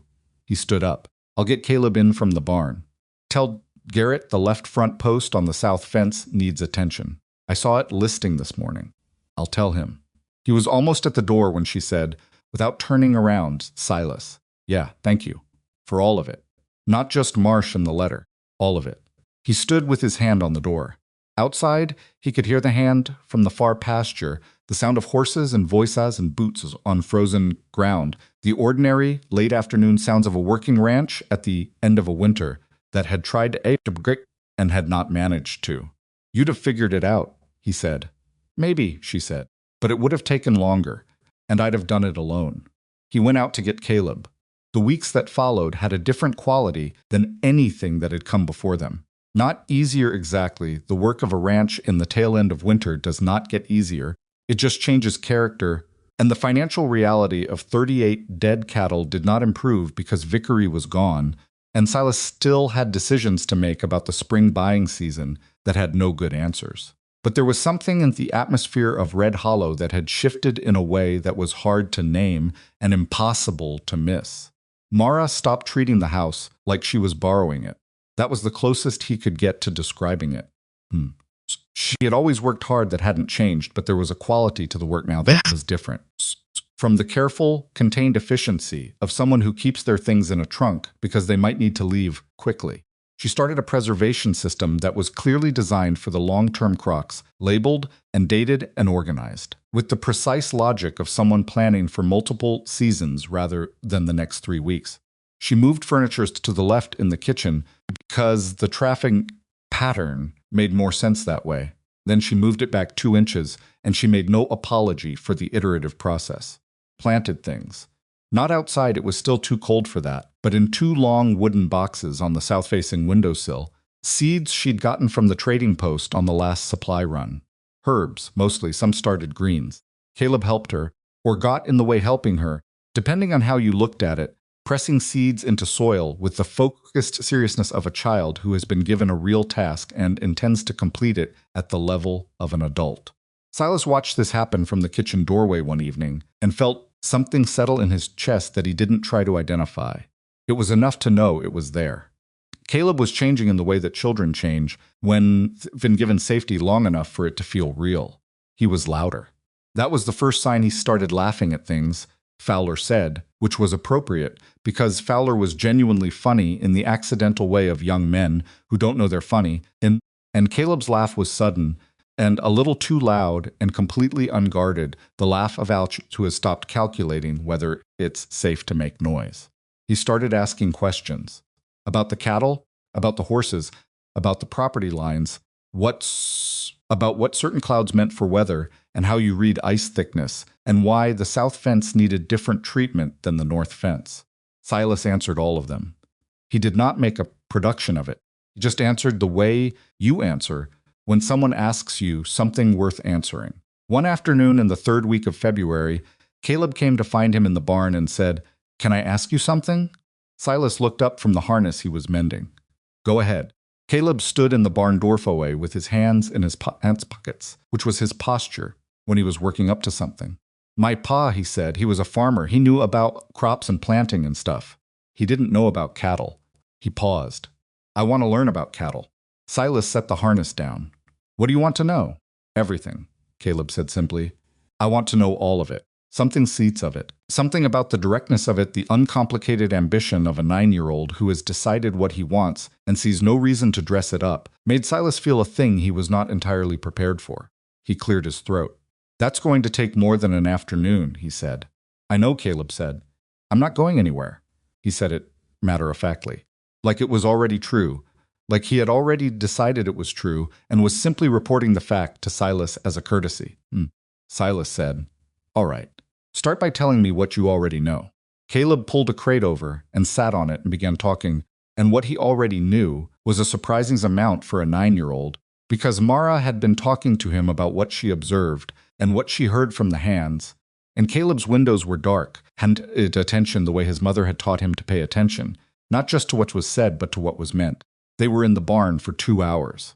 When they came in for dinner, Mara looked at them both with an expression that took in the state of their coats, barn dust, hay, a smear of something unidentified on Caleb's left boot, and she said, "You're both washing before you sit down." "Yes, ma'am," Caleb said, already at the basin. Silas, washing his hands beside him, glanced at the boy. Caleb glanced back.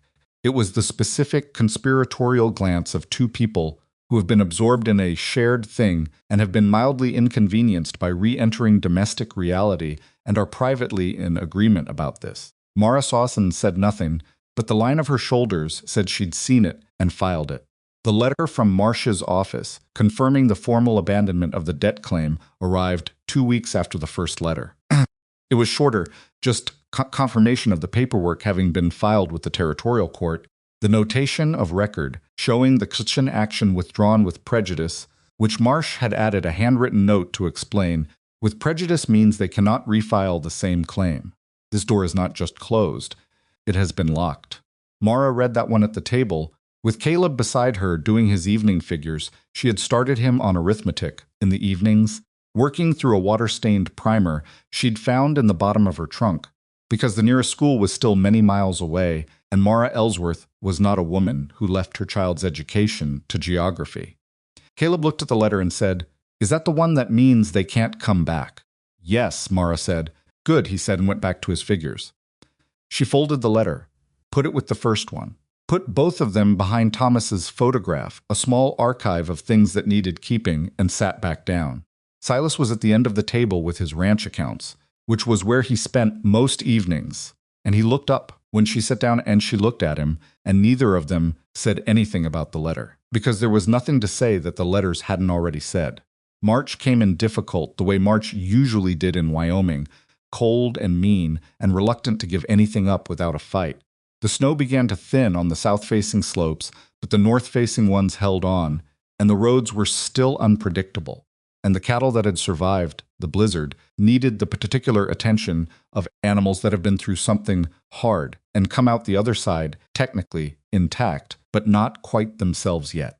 Silas spent most of his daylight hours outside. He came in for meals and ate and went back out. Mara watched him working himself through the financial anxiety of the season with the focused, private efficiency of a man who manages his worries alone, because he has always managed them alone, and she thought, "I know this. I know what this looks like from the inside." She didn't push. She had learned from Thomas, from years of her own version of this, from watching Silas, watch her that pushing someone to talk about what they're carrying before they're ready only drives it deeper. But she started leaving his coffee in the place where he'd find it when he came in from the cold, always fresh, always the temperature he actually drank it at, rather than the temperature it started as. Most of its windows were dark, and she made sure that dinner was whatever he'd mentioned in passing that he liked, on the days when she could tell from his posture at breakfast that it was going to be a hard one. He noticed. She could tell he noticed. He didn't say anything about it for almost 2 weeks. Then one night, he came in later than usual, coat still on, and sat down at the kitchen table and said, "The spring buying is going to be short." She set down what she was doing and sat across from him. He told her the full picture. The winter losses, the buying season budget, the calculation he'd been running every night for 3 weeks that kept coming out the same way. He could rebuild the herd, but it was going to take 2 years instead of 1, and those 2 years required a level of operating efficiency that left no margin for unexpected costs. He laid it out the way she'd laid out the pantry inventory in the blizzard, precisely, without softening.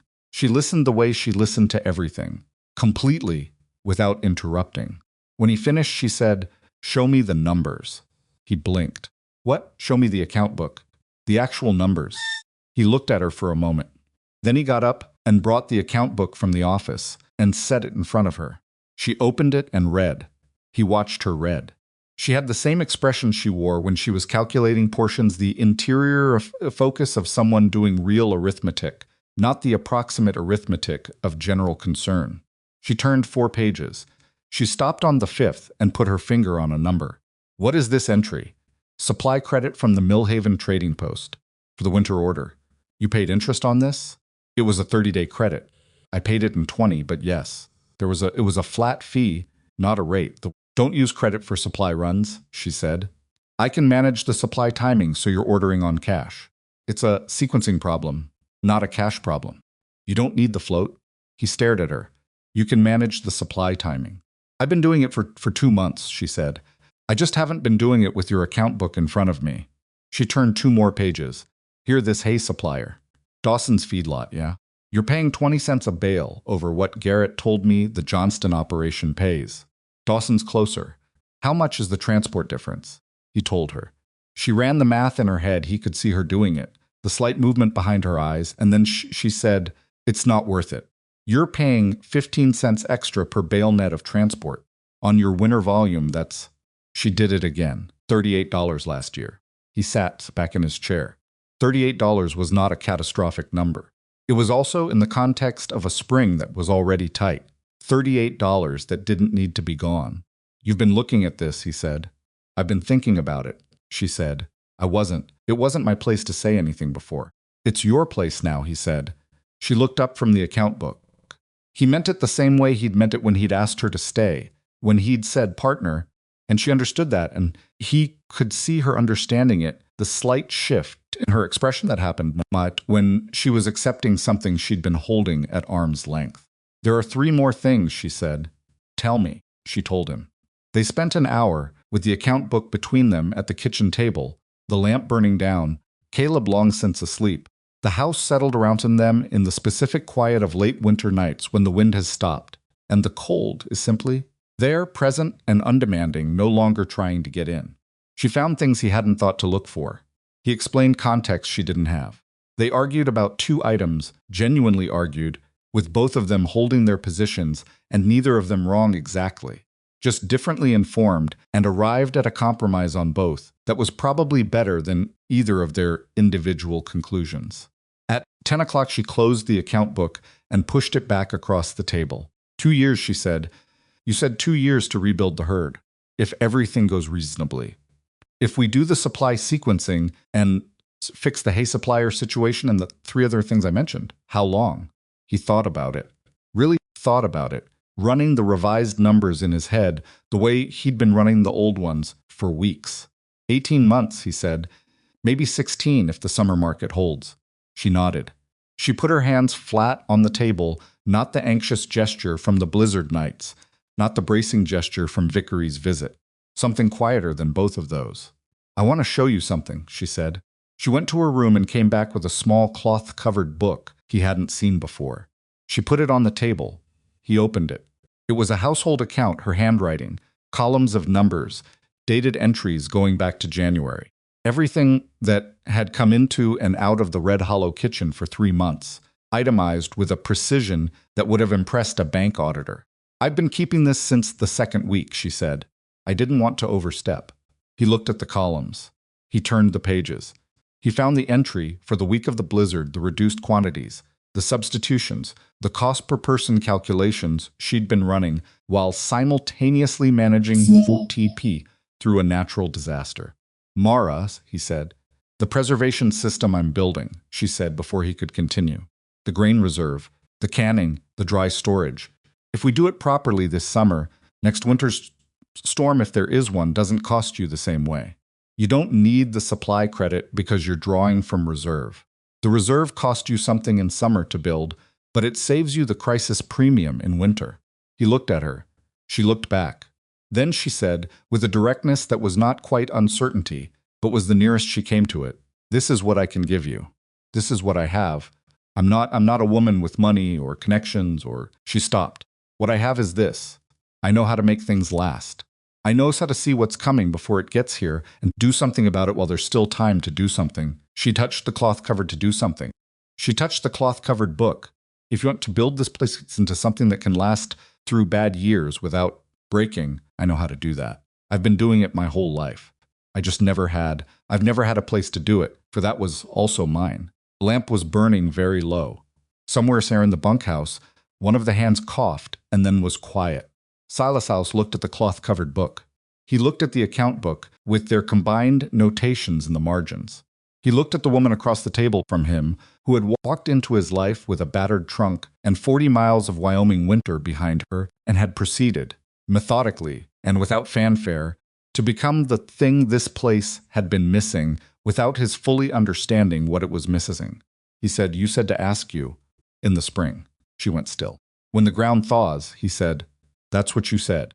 Outside the window, along the south-facing eave, there was the sound of something dripping. It was the first melt, small, tentative, the very beginning of the ground deciding to let go. March in Wyoming was not spring by any real measure, but it was the beginning of it. Mara heard it too. She looked at the window, then back at him. "The ground isn't fully thawed," she said. "No," he said, "but it's starting." She looked at her hands on the table. She looked at the cloth-covered book and at Thomas's photograph on the shelf and at the seedlings on the south windowsill that had been coming up for 2 weeks now, slow and pale green and persistent. She looked at Caleb's rope coiled neatly by the door because she'd made him put it away. She said, "I'm still figuring out where I am, I know," Silas said. "I'm not asking you to have it figured out. I'm asking you to figure it out here. Me. Quiet. Long enough that the lamp flickered and steadied. Ask me," she said, very quietly. He leaned forward, both forearms on the table, and said what he said without eloquence and without performance, because he was not an eloquent man, and she wouldn't have believed performance from him anyway. He said he wanted her to stay. He said he wanted the account books and the seedlings and the arguments about hay suppliers and the preserved grain and the mornings when she was up before the stove was warm. He said he wanted Caleb learning the cattle and growing into the land and not having to carry a dead man's promise alone anymore. He said he wanted to stop coming in from the barn to a house he managed and start coming in from the barn to a house they built. He said, "I know it's not nothing. What I'm asking." She looked at him for a long time. "No," she said, "it's not nothing." "Yes," she said, "just that. One word." But the way it came out with the particular weight of something that has been held back long enough to have grown dense, something that cost the speaker the exact right amount to say, made it the most complete answer he'd ever received to any question he'd ever asked. He reached across the table. She looked at his hand, and then she put hers in it, and they sat like that at the kitchen table in the last of the lamplight, while the eave dripped its small, persistent promise outside the window, and neither of them said anything else, because there was nothing left that needed saying tonight. In the morning, there would be the account books and the hay supplier and the spring buying season and 16 months of careful work stretching ahead of them. There would be Caleb asking questions about cattle at breakfast. There would be the stove's temperamental left side and the south fence post that Garrett still hadn't gotten to, and the grain reserve that needed building before summer got away from them. There would be all of that. There would be all of it together. But that was morning. Tonight, in the kitchen of a house that had started the winter belonging to one person and was ending it belonging to something harder to define and more durable than a single person's survival, the lamp burned down to its last, and the dripping from the eave continued its slow, patient work on the frost, and Mara Ellsworth sat across the table from Silas Rourke, with her hand in his, and did not, for once, think about what came next. She stayed exactly where she was, and that was enough. The ground thawed unevenly, the way it always did in Wyoming. The south-facing slope by the barn went first. You could see it happen over the course of a week, the frost releasing its hold inch by inch, the soil going from iron to something that gave slightly underfoot, then to actual mud that pulled at your boots and got tracked through the kitchen. No matter how many times Mara put the boot scraper out, the north side held on longer, stubborn, the way the cold always made its last stand, in the places the sun couldn't quite reach. By the first week of April, the difference between the two sides of the ranch was dramatic enough that Caleb pointed it out morning as a genuine observation rather than a child's comment, saying, "It's like 2 different seasons on the same property." Silas said, "Welcome to Wyoming."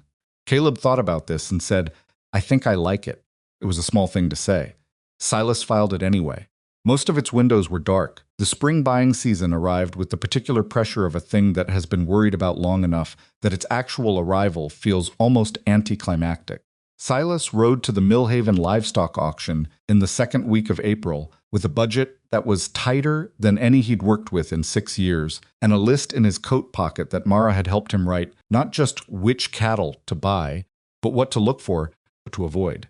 what questions to ask the sellers about winter history and pasture conditions, because she had spent 3 months listening to the hands talk about cattle and had assembled, in the way she assembled everything, a working knowledge of the subject that was more substantial than anyone who hadn't watched the process would have expected. He did not buy as many head as he'd planned when the season started.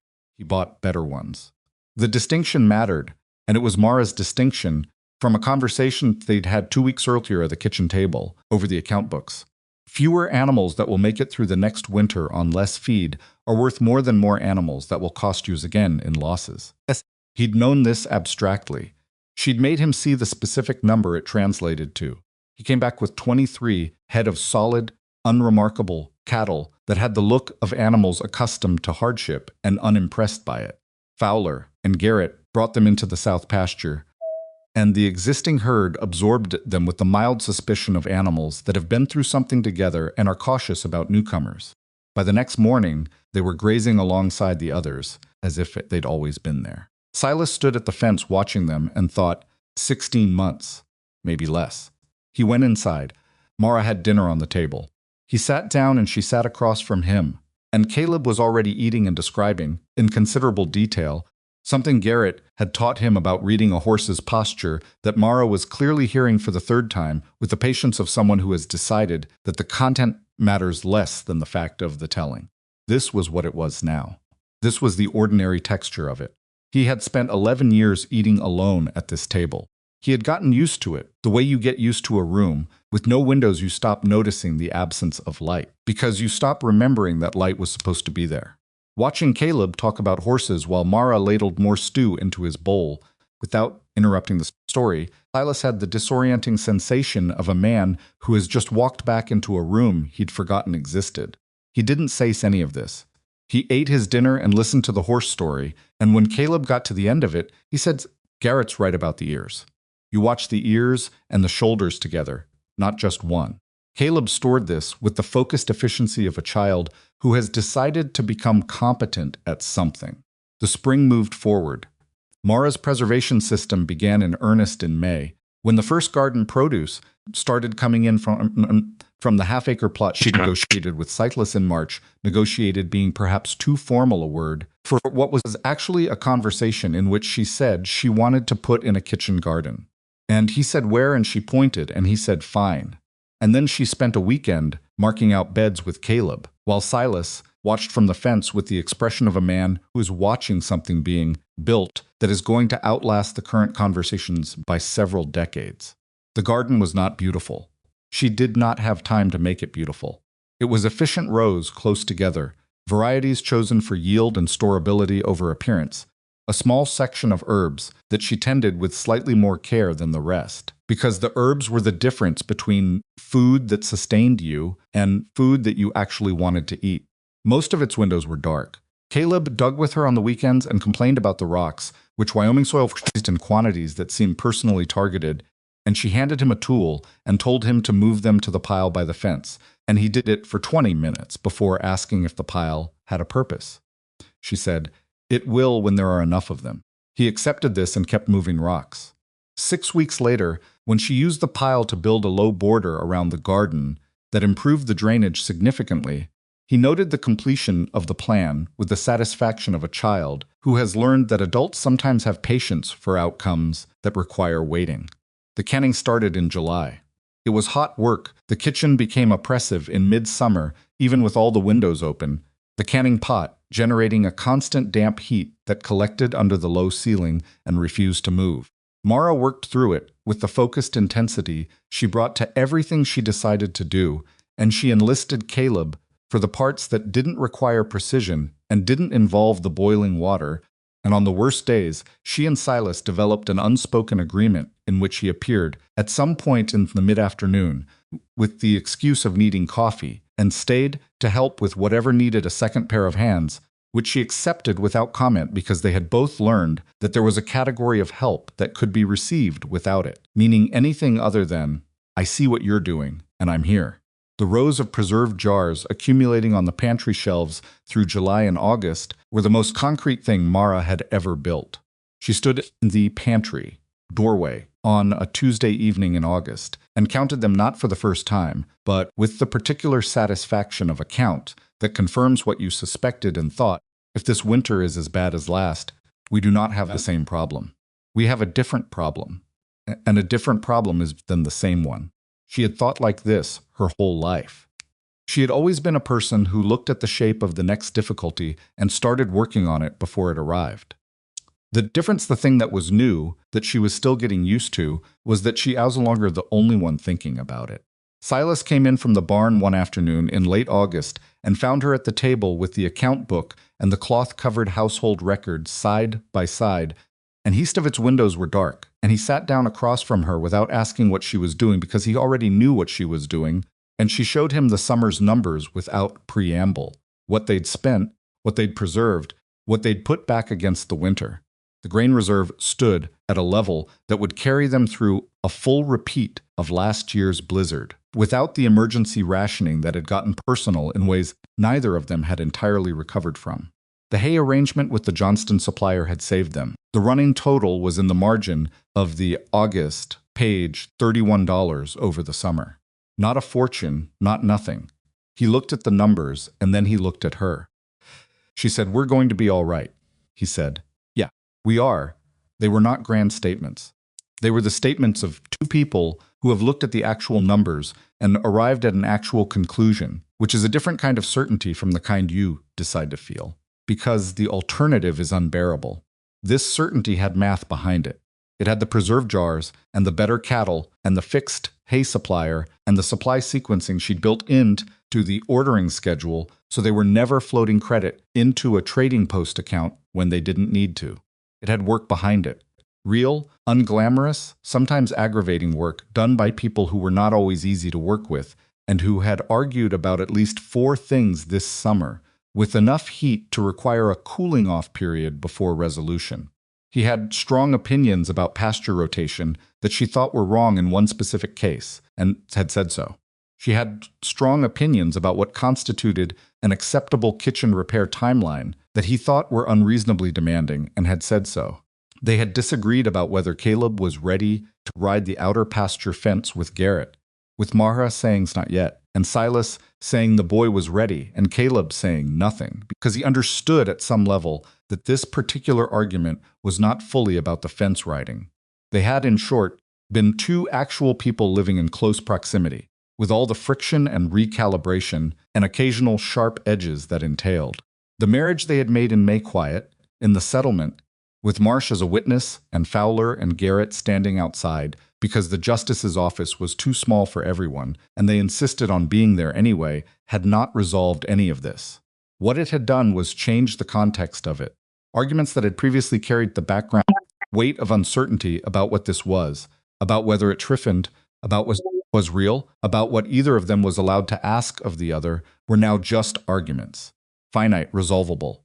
Arguments between 2 people who had chosen each other and were working out the ongoing consequences of that choice. It was harder than it looked from the outside. It was also in ways Mara was still learning to identify, easier than anything she'd done alone. The thing nobody told you about choosing to stop surviving alone, the thing she was finding out by living it, was that it didn't feel like relief. Not consistently. It felt a lot of the time like exposure, like standing in a room with the walls down, useful for light and air, terrifying for everything else. She had built her whole adult life around the principle that depending on another person was the fastest way to end up with nothing, because people left, people got sick, people saw signed documents they didn't fully understand and died into November and left you holding everything. Silas did not leave. He was not Thomas. He was a more difficult man than Thomas in some ways and a steadier one in others. And she had had to consciously stop comparing them because the comparison was unfair to both. Thomas had been her first life. Silas was something she didn't have a clean word for yet. Not a replacement. That word was wrong in every direction. Something that had grown in the same soil after a hard season, which made it different from what had grown there before, and also, in some ways, more adapted to the conditions. She thought about this one evening in September, while she was doing nothing in particular, sitting on the porch in the last of the warm light, the garden finished for the season, the pantry full, the account books balanced, Caleb inside doing his arithmetic, and she realized was not making a plan. She was just sitting. This was unusual enough to notice. She had always been a person in motion. Even at rest, her stillness was always the stillness of someone calculating the next thing, the next adjustment, the next contingency that needed anticipating. Sitting with no particular purpose and no particular anxiety had not been available to her for so long that she had forgotten what it felt like. It felt, she decided, like putting something down. Not permanently, because nothing was permanent, and she was not naive enough to think the next difficulty wasn't coming. But for right now, in this particular hour of this particular evening, she was not holding the weight of everything alone. And she was not running calculations, and she was not planning an exit. She was just here. Silas came out and sat beside her on the porch step. He had coffee. He offered her some, and she took it because it was there, not because she needed it.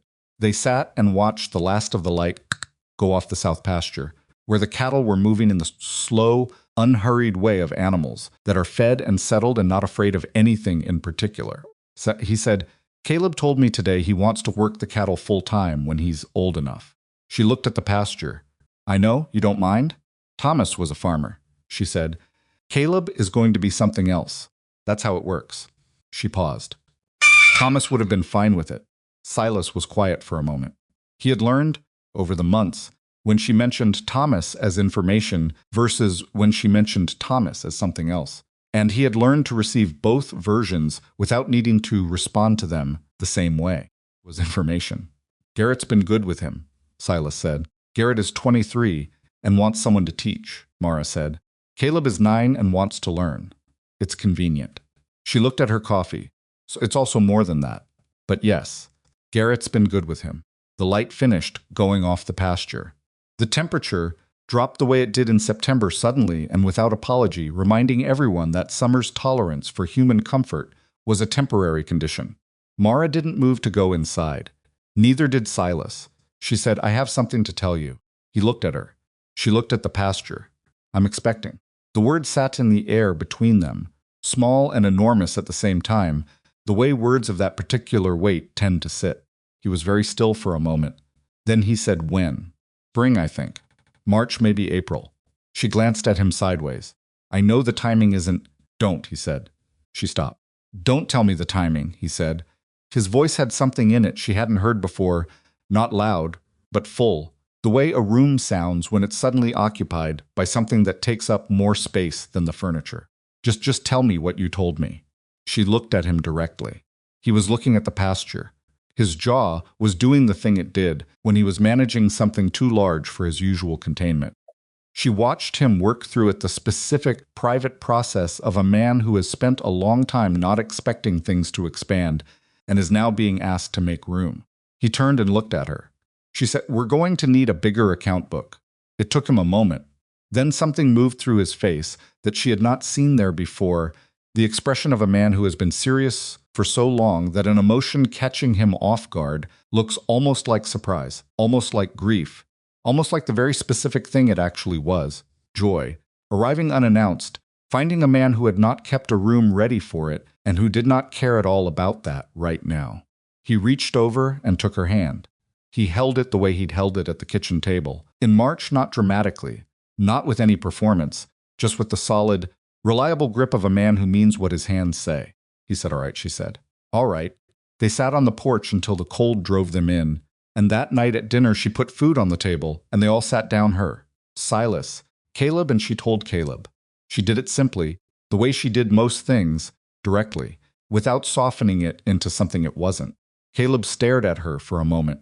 Then he said, "So there's going to be another one?" "Yes," Mara said. He looked at Silas. Silas looked back at him without expression, giving the boy room to land wherever he was going to land. Caleb said, "Am I going to have to teach it things?" Silas said, "Probably." Caleb thought about this with the seriousness of a 9-year-old confronting a decade of new responsibility. Then he said, "Okay," and picked up his fork and went back to eating, which was, Mara thought, the most Caleb response to significant news that Caleb had ever produced. Silas met her eyes across the table. She looked away first because she was not entirely ready to let him see what was in her face right now, which was something too large and too unguarded for the dinner table. She picked up her fork. She ate her food. It was the same stew she'd made 100 times in this kitchen. Nothing remarkable about it. And it was good because she'd made it good through attention and practice, and the kind of knowledge that accumulates slowly and doesn't announce itself. She ate all of it. The autumn moved quickly the way autumns do when you're paying attention to the right things and not the wrong ones. There was the work of closing the garden, the work of the fall cattle assessment, the work of getting the supply orders in before the roads became unpredictable. All of it familiar now, all of it part of the rhythm she'd been building since January, which was if its windows were dark, which was less like a new life than like the life she'd always been building toward without knowing what it was going to look like when she got there. October brought the first real cold. She checked the pantry and felt the particular satisfaction of a person who is prepared for a thing and is now watching the thing arrive and finding it manageable. The grain reserve was solid. The canning was complete. The hay arrangement was confirmed through spring. She had built exactly what she'd told Silas she could build, and it was working in exactly the ways she'd said it would work, and there was no drama in that, no triumphant moment of vindication. It was just the quiet proof of a thing that had been planned carefully and executed carefully, and had produced the result that careful planning and execution produce, which is not perfection, but is adequacy, and adequacy in Wyoming in winter was its own form of grace. She was 6 months along by November. Her body had opinions about this, that she managed with the same pragmatic stubbornness she brought to everything physical. There were mornings that were difficult. There were afternoons when she needed to sit down earlier than she would have liked. And she sat down without making a production of it and got back up when she was ready. Silas watched this with an anxiety he tried to contain and did not entirely succeed at containing, which she found both unnecessary and not entirely unwelcome. He had started doing things without being asked. Not the way Dutch had done things without being asked, which was with the random enthusiasm of a man who didn't know what actually needed doing. Silas noticed the specific things that had become harder for her and addressed them specifically. He moved the heavy supply crates to where she could reach them without lifting. He got the kitchen water situation sorted so she didn't have to haul the heavy bucket. He did these things without commentary, without the particular tone of a man who wants to be thanked for noticing, and she received them the same way without commentary, without the particular tone of a woman who is trying to prove she doesn't need the help. This was the thing they had gotten good at. Receiving help without the weight of it. She still had to work at it sometimes. There were days, not many, but some when the old reflex came back. When she found herself calculating her portions again, automatically, the way her hands moved before her mind had caught up, and she'd have to consciously override it. Put the same amount on her plate as everyone else. Eat it, not because someone was watching, but because she had learned was still learning, would probably always be learning that the self-denial she'd spent years mistaking for strength was something closer to a habit of disappearing. And she did not want to disappear anymore. She wanted to be here. In this kitchen, in this house, in this life that had started with a single plate in an eating house and had become, through nothing more miraculous than two people refusing to look away from what they saw in each other, something she had stopped calling temporary. The first snow of the new winter came in mid-November. Not the catastrophic arrival of last year's blizzard, just the ordinary first snow of the season, 2 inches overnight, the world going white and soft and quiet the way it did before it decided to get serious about winter. Mara stood at the kitchen window in the early morning with her coffee and watched it and felt the assessment happening automatically: snow depth, temperature, what it meant for the cattle, what it meant for the road conditions, what it meant for the supply run they'd planned for next week. And then she let the assessment finish and just looked at the snow. Just the snow, white and still, and covering the south pasture and the garden beds and the fence posts, and the place where the rocks Caleb had moved from the garden were piled. All of it softened under 2 inches of new white. Wyoming doing what Wyoming did, without any particular interest in how it affected the people watching. Behind her, she heard Silas come into the kitchen. She heard him pour coffee. She heard him he saw her at the window. The specific pause of a man who reads a room as naturally as some people read words. He came and stood beside her. They looked at the snow together. She said, "The grain reserve is going to be enough." "I know," he said. "We're going to be fine this winter." "I know." She was quiet for a moment. Then she said, "I keep waiting to stop believing it." He looked at her. "That things are going to be fine," she said. "I keep waiting to find the part where it falls apart. The part I didn't see coming. The thing I failed to plan for." She looked at her coffee. "Thomas, the debt. Last winter. My whole life has been the thing I didn't see coming." He said, "That's not going to change. There's always going to be something." "I know," she said, "but it doesn't come for you the same way. When you're not carrying everything alone," he said, "it still comes. It just lands different." She thought about this. It was the truest thing she could imagine anyone saying about the past year, and it had taken him about 12 words to say it, which was a very Silas way to say it.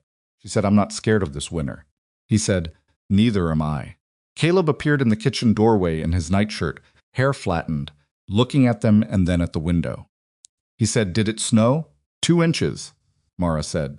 He went to the window and pressed his face against the glass the way children do, both hands framing his face to cut the reflection.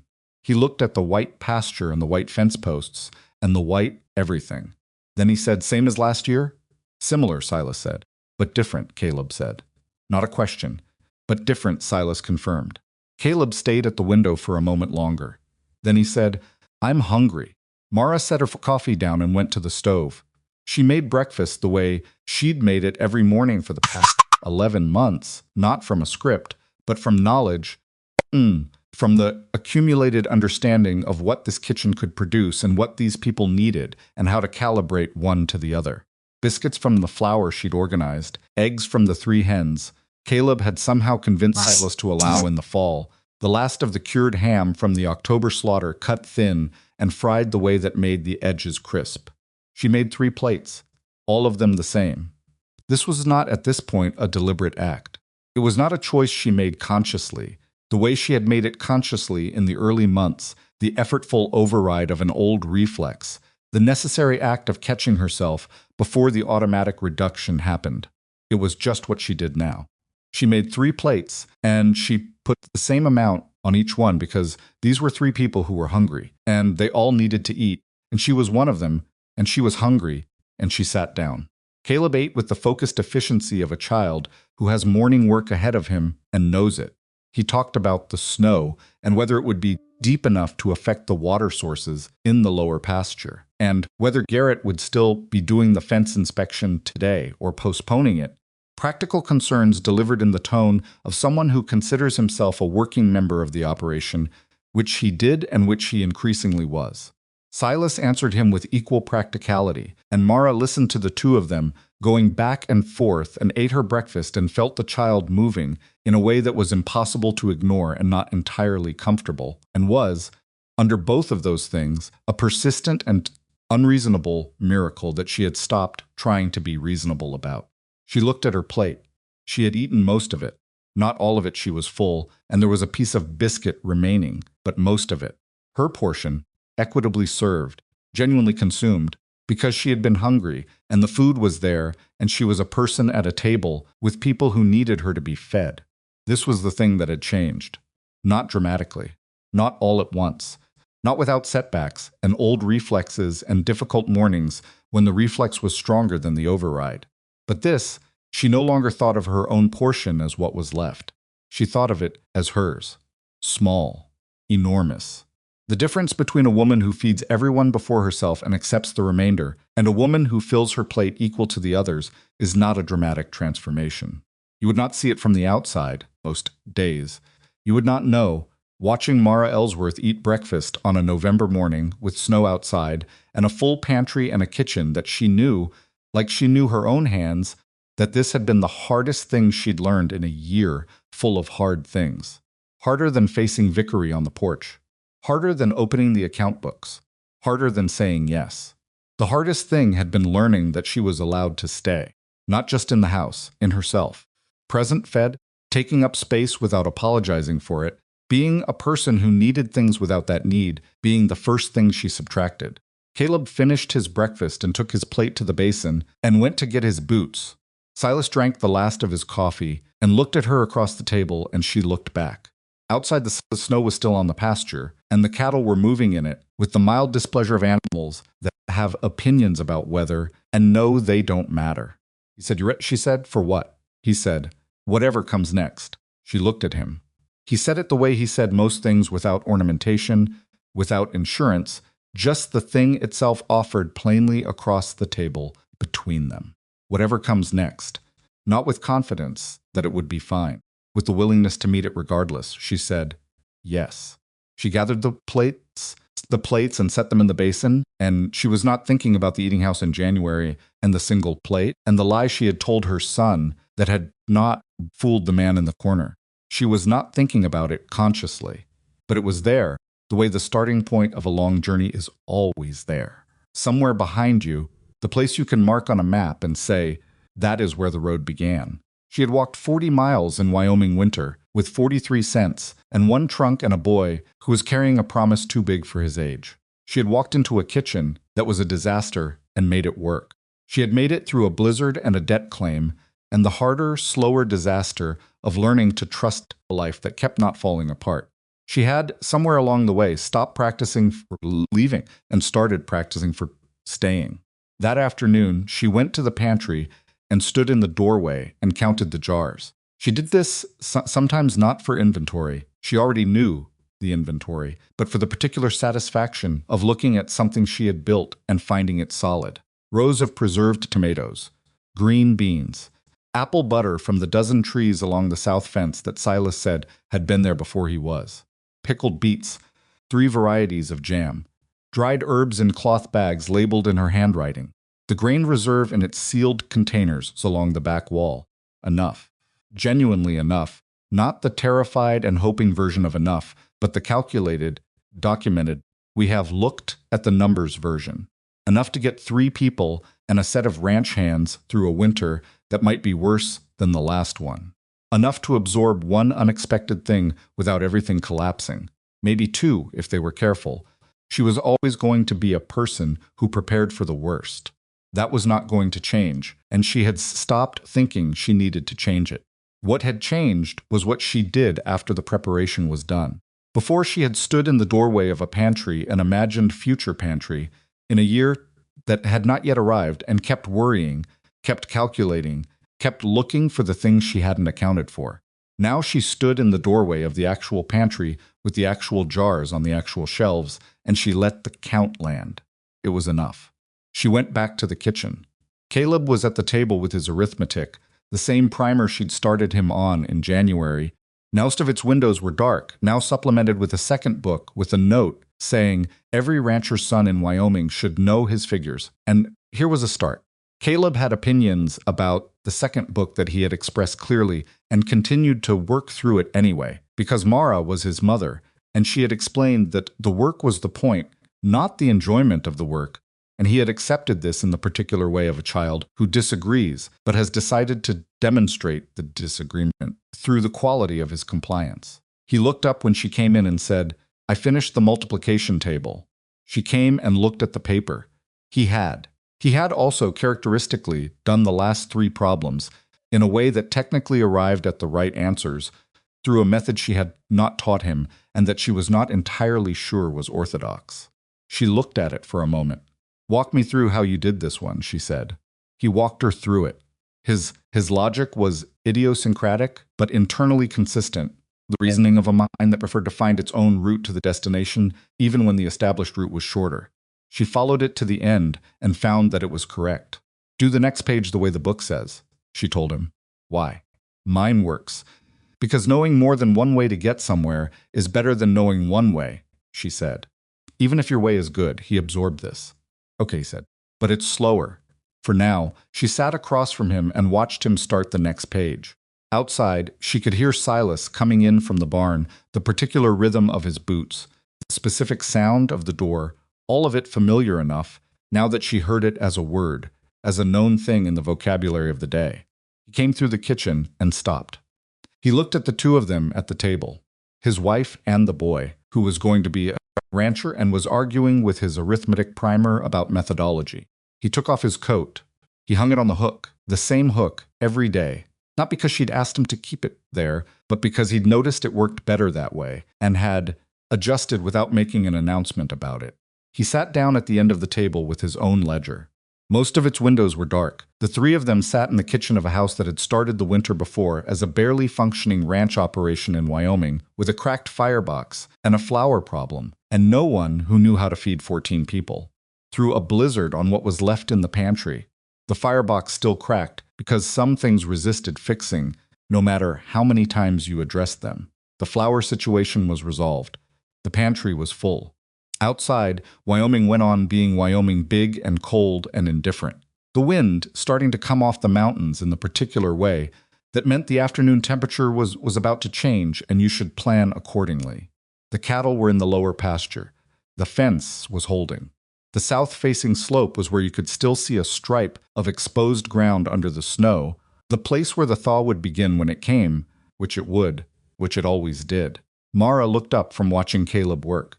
She looked at the window, at the snow and the pasture and the small, ordinary, unglamorous piece of Wyoming that was theirs to manage. Not easy, not guaranteed, not even always fair, because Wyoming was not a place that made promises about fairness, and she had always known that, and had stopped expecting otherwise, but solid. When she had walked into the eating house in January, with the lie on her lips, 43 cents and a lie, I'm not hungry, Caleb, eat the food she had been a woman, made entirely of the effort to keep going. Nothing left over. No margin. Every calorie of emotional energy going toward the next step, the next plan, the next exit route if the current one collapsed. She had been surviving the way a person survives when they have accepted, somewhere deep and unexamined, that surviving is all they are allowed. She knew now that that was the thing Thomas had seen before. She had the thing that had made him ask Caleb to watch over her, not because he didn't trust her strength, but because he'd known her strength was the problem, or rather, the way she used it was the problem. She had always been strong enough. She had never once doubted her capacity to endure.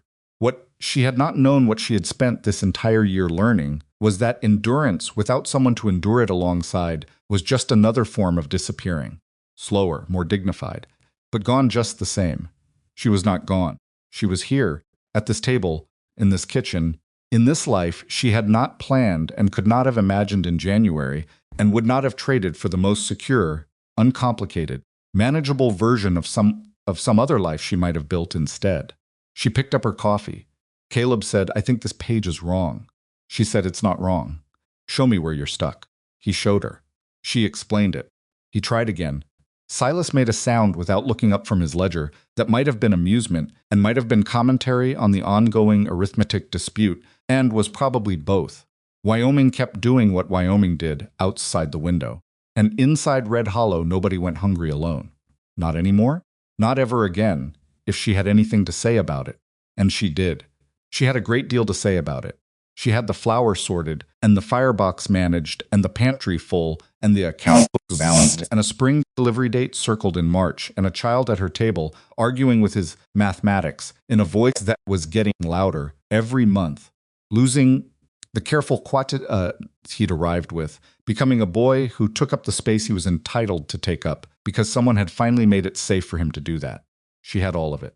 She sat at the table with her coffee, and she did not think about the next thing for 5 whole minutes, which was not a long time by most measurements, and was, for Mara Ellsworth Rourke, a very long time indeed.